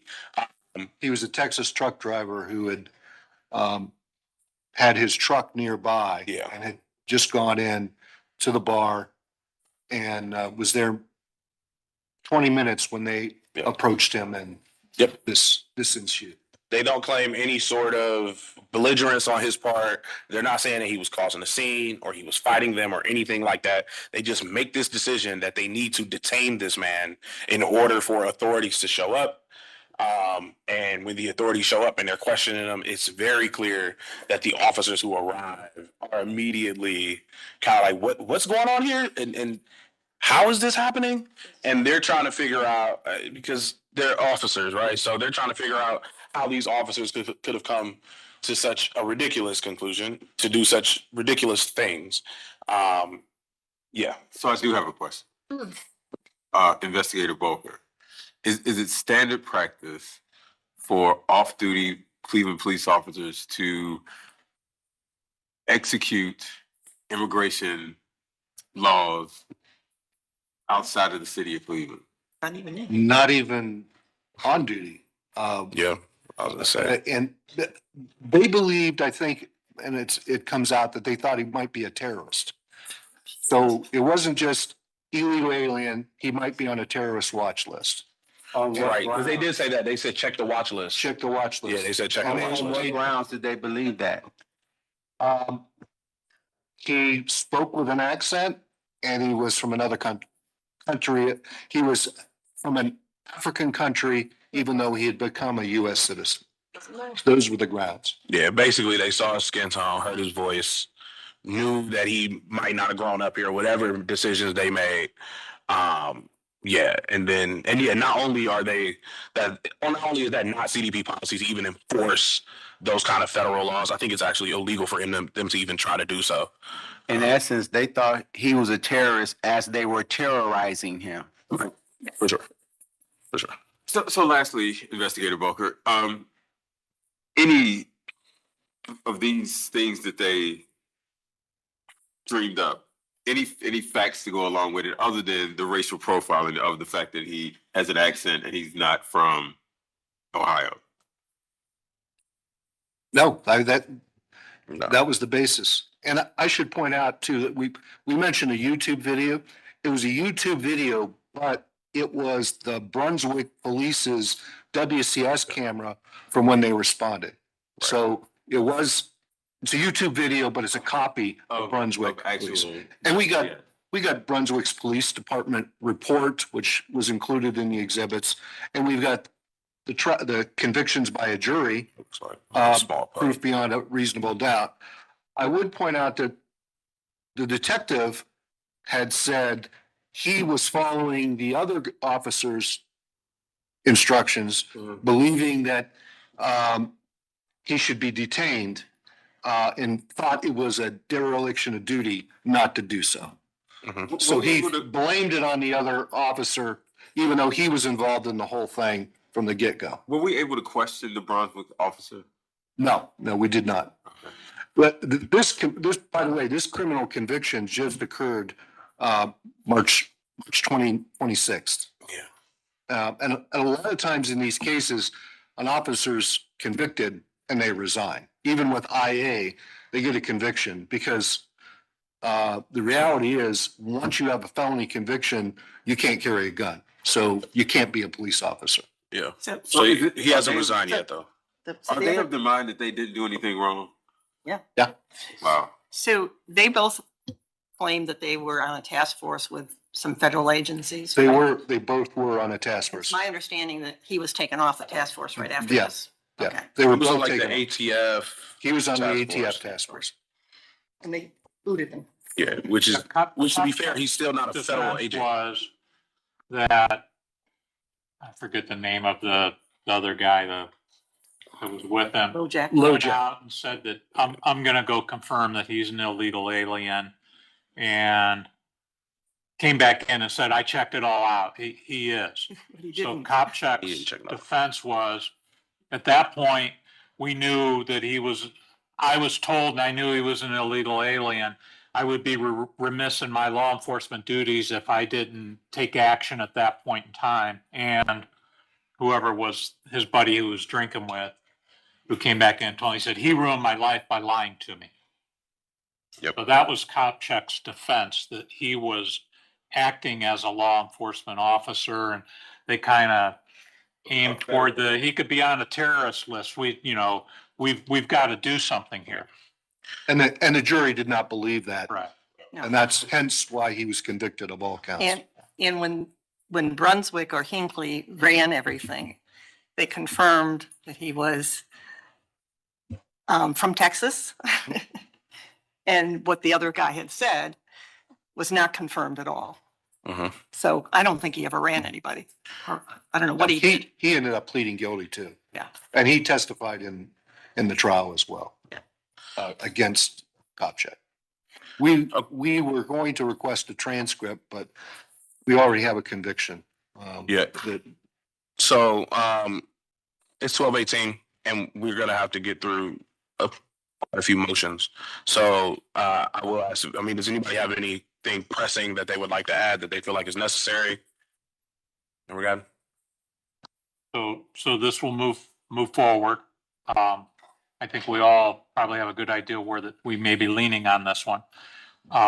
would the evidence be basically referencing the information used in the court where he was convicted? I mean, we don't need to go well beyond that. We don't need to start at the. I mean, if you look at Oh, there. the indictment and the counts of conviction, they pretty much mirror the violations that we're specifying here.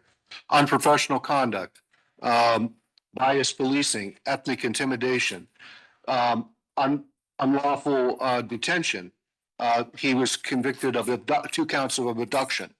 Those are, if you read those are pretty much fall in line with those.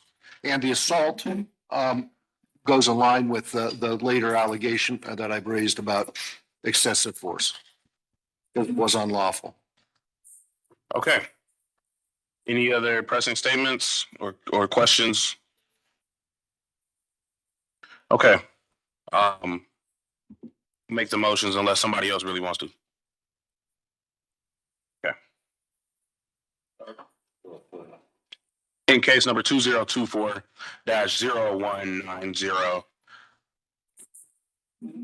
for Detective Donald Kopchak, badge number 2139, regarding allegation A of unprofessional behavior, unprofessional conduct in violation of Manual Rule 5.01 and 5.11.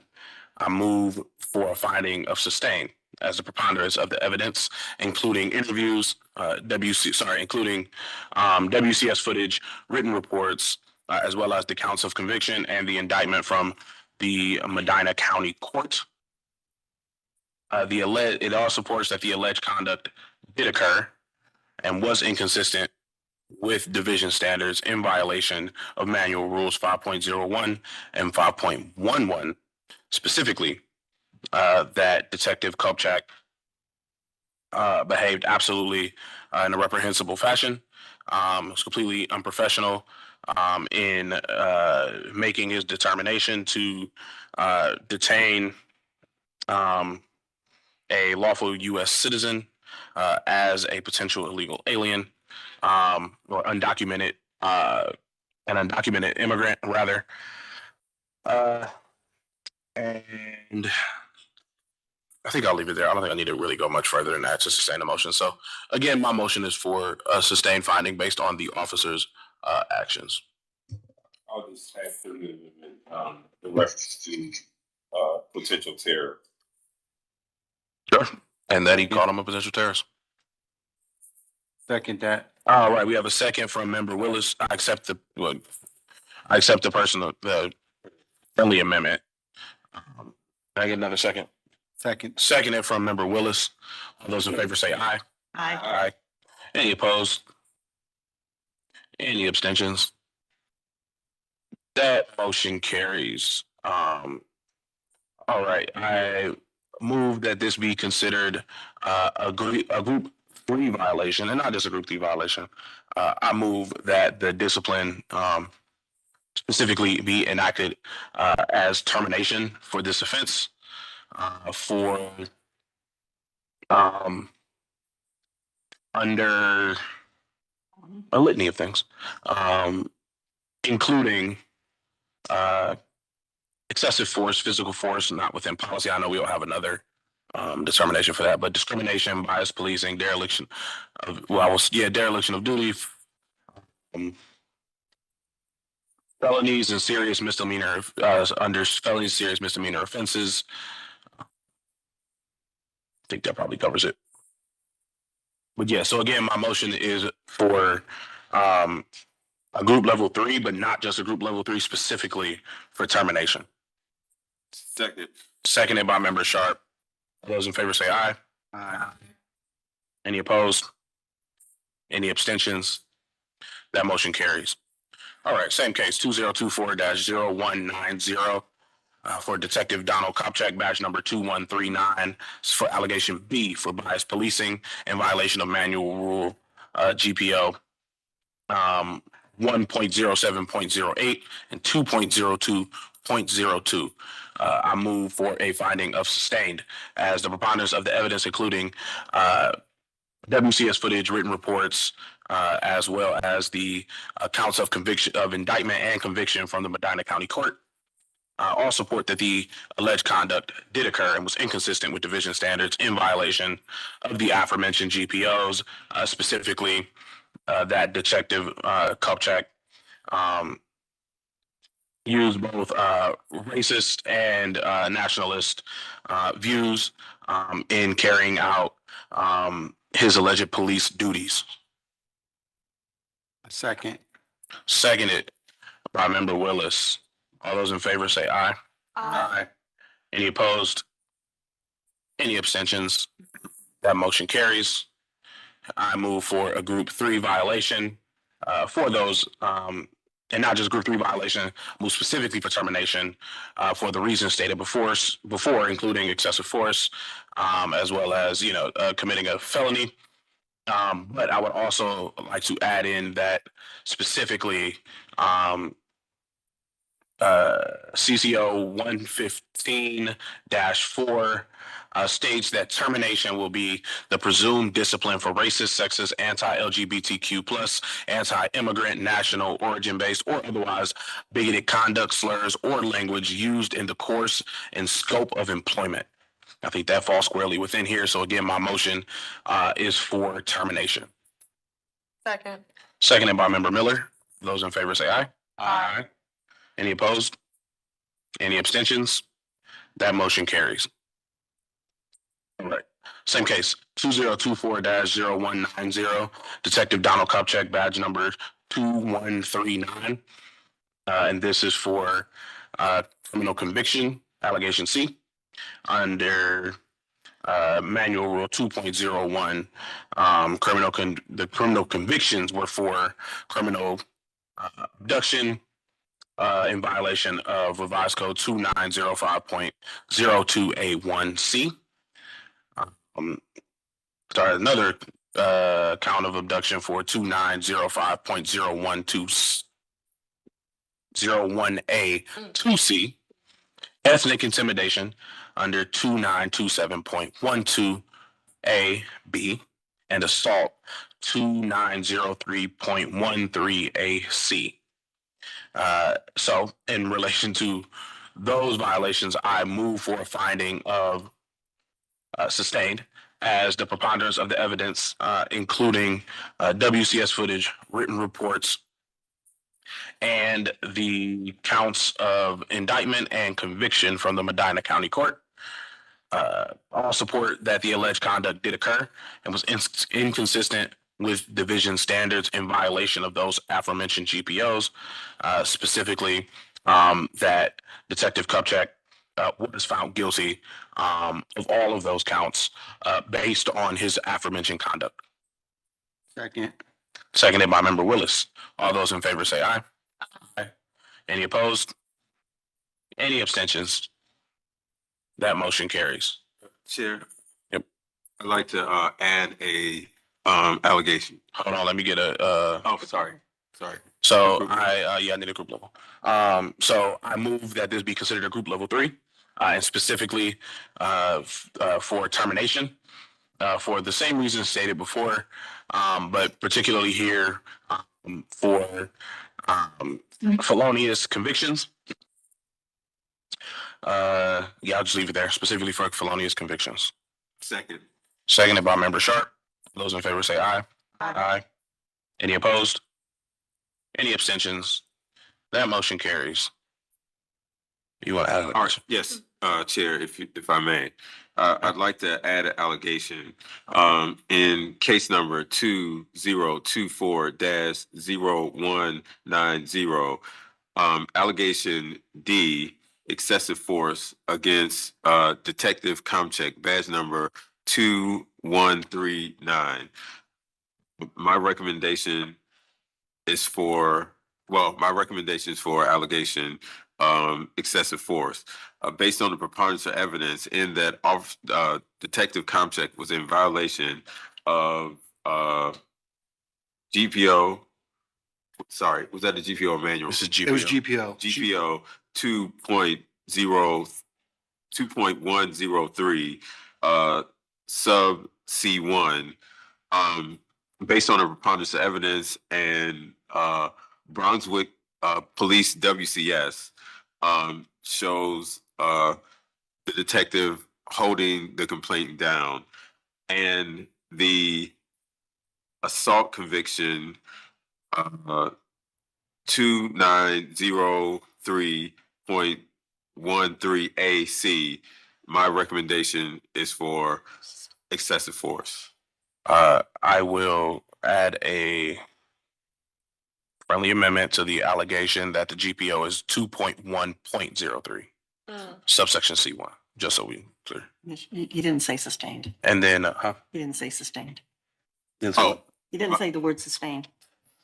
oh, well, first I think we have to, Right. we have to Yes, vote okay. to put I'm the sorry. allegation on. Yeah, Okay.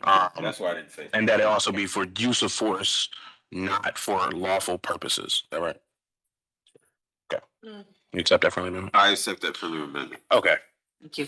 So we have a motion on the floor to add allegation D for excessive force under GPO 2.1.03 subsection C1 for using force, not for a lawful purpose. I get a second. Seconded by Member Miller. All those in favor say aye. Aye. Any opposed? Any abstentions? That motion carries. You want me to do it or you want to do it? You can. Okay. In case number 2024-0190 for Detective Donald Kupchak, badge number 2139, under allegation D, for excessive force, in a violation of GPO 2.1.03, subsection C1, for use of force not for a lawful purpose. I move that this be a sustained finding, as the preponderance of the evidence, including WCS footage, written reports, as well as the conviction from Medina County Court for felonious assault under revised code 2903.13 AC.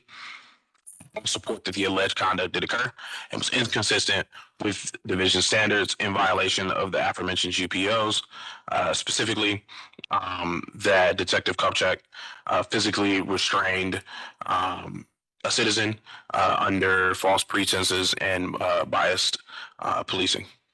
Second. Seconded by Member Sharp. Those in favor say aye. Aye. Any opposed? Any abstentions? That motion carries. All right, I move that this be labeled a Group 3 violation, and that specifically the discipline carried out is termination for the reasons stated before, including under Group 3 violations listed as excessive force, as well as felonious conduct, and biased policing. Second. Seconded by Member Sharp. All those in favor say aye. Aye. Any opposed? Any abstentions? That motion carries. Okay. That's it. There was a lot of unprofessional behavior today. I lost this thing. Yeah. Okay. Do we let's go into executive session, and then when we do that, we are going to break. Okay. So I move for an executive session for personnel, employment, and disciplinary matters to be considered, and that we include in this executive session,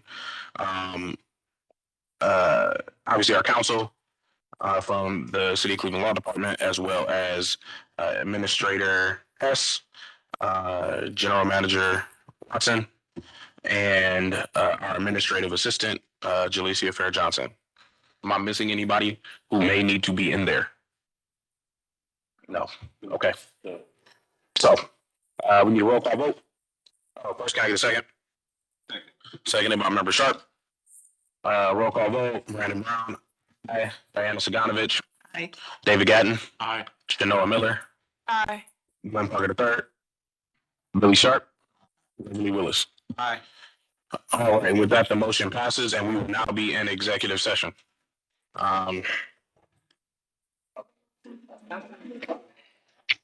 What great.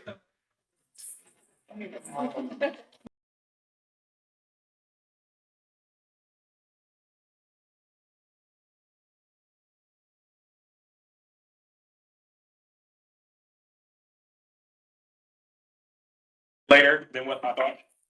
A tad bit later than what I thought. We have a few motions to get through. And let me make sure I'm actually getting through what's on the agenda. All right, so first I will start with an OPS administrator search update.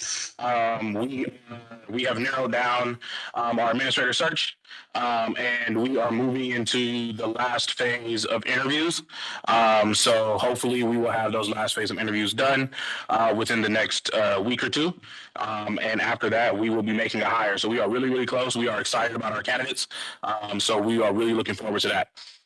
For NACO, I'm not sure if we need I think we already made a motion to actually participate in the what am I trying to say? Brain fart.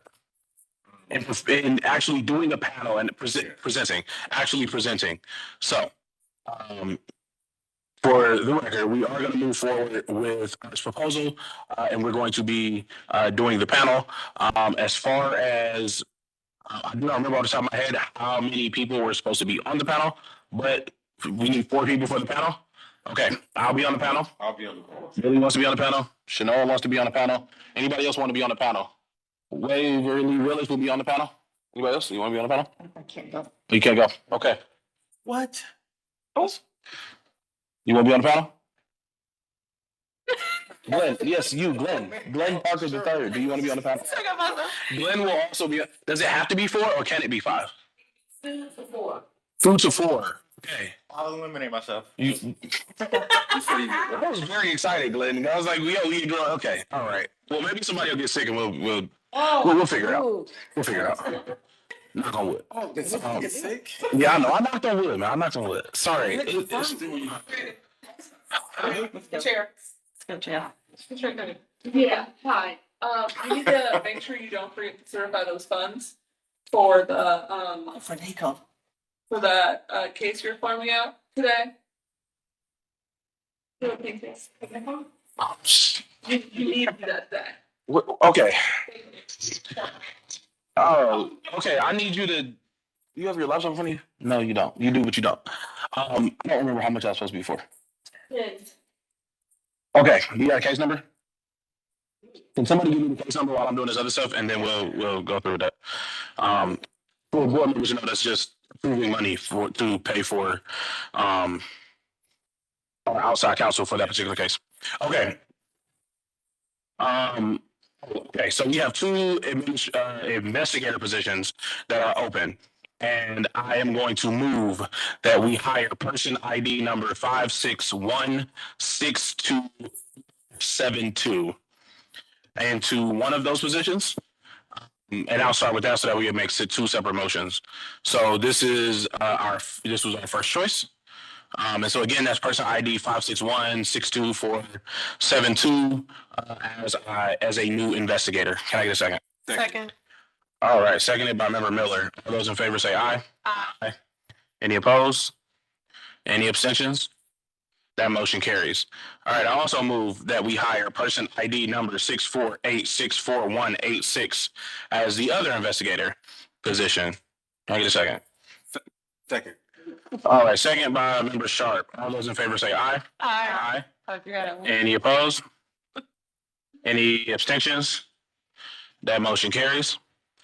All right, for our data analyst position, I move that we hire person ID number 666960007. Second. Seconded by member Saganovich. All those in favor say aye. Aye. Any opposed? Any abstentions? That motion carries. Okay. Okay. So for case number 25-0264, in which we have already approved the usage of an outside firm to conduct the investigation, I move that we approve a budget of $10,000 for that investigation. Second. Seconded by member Sharp. Those in favor say aye. Aye. Any opposed? Any abstentions? That motion carries. Is there anything I'm forgetting? I don't think I'm forgetting anything. Okay. No, we can't. Okay, I think that's it. I will entertain, wait, anything else on here? Oh, we have some updates? No? Updates on what? I already gave an update on administrator search. Okay. All right. That's what Huh? That's, I, Who? Okay. Okay, I move that we accept the resignation of James Oak, our investigator. Second. Seconded by Member Miller. All those in favor say aye. Aye. Any opposed? Any abstentions? That motion carries. I move that we accept the resignation of our data analyst, Austin Kelleher. Second. Seconded by Member Miller. All those in favor say aye. Aye. Any opposed? Any abstentions? That motion carries. Okay, I move that we accept the resignation of Angela Schwartz, our investigator. Second. Seconded by Member Miller. All those in favor say aye. Aye. Any opposed? Any abstentions? That motion carries. Okay, now is there anything else that we did not cover? I think we've covered pretty much everything. I will say this, since we're on the record, we are intending on having a very quick, we're intending on having a special meeting on Monday that we intend to be short. And also there will be another special meeting for the interview, though they will be conducted in executive session. But okay, I think that's it. Now leaning for Friday, the 24th, to be determined. Okay, yes, and we're leaning to our Friday the 24th for those interviews. Okay, with that, there is no other business. I will entertain a motion to adjourn. Motion to adjourn. Second. Seconded by Member Saganovich. All those in favor say aye. Aye. Any opposed? Any abstentions? That motion carries. All right, thank you. We'll do better. Good night. What's going on here? Oh, no. Yours is on the bottom there. Billy, this is yours.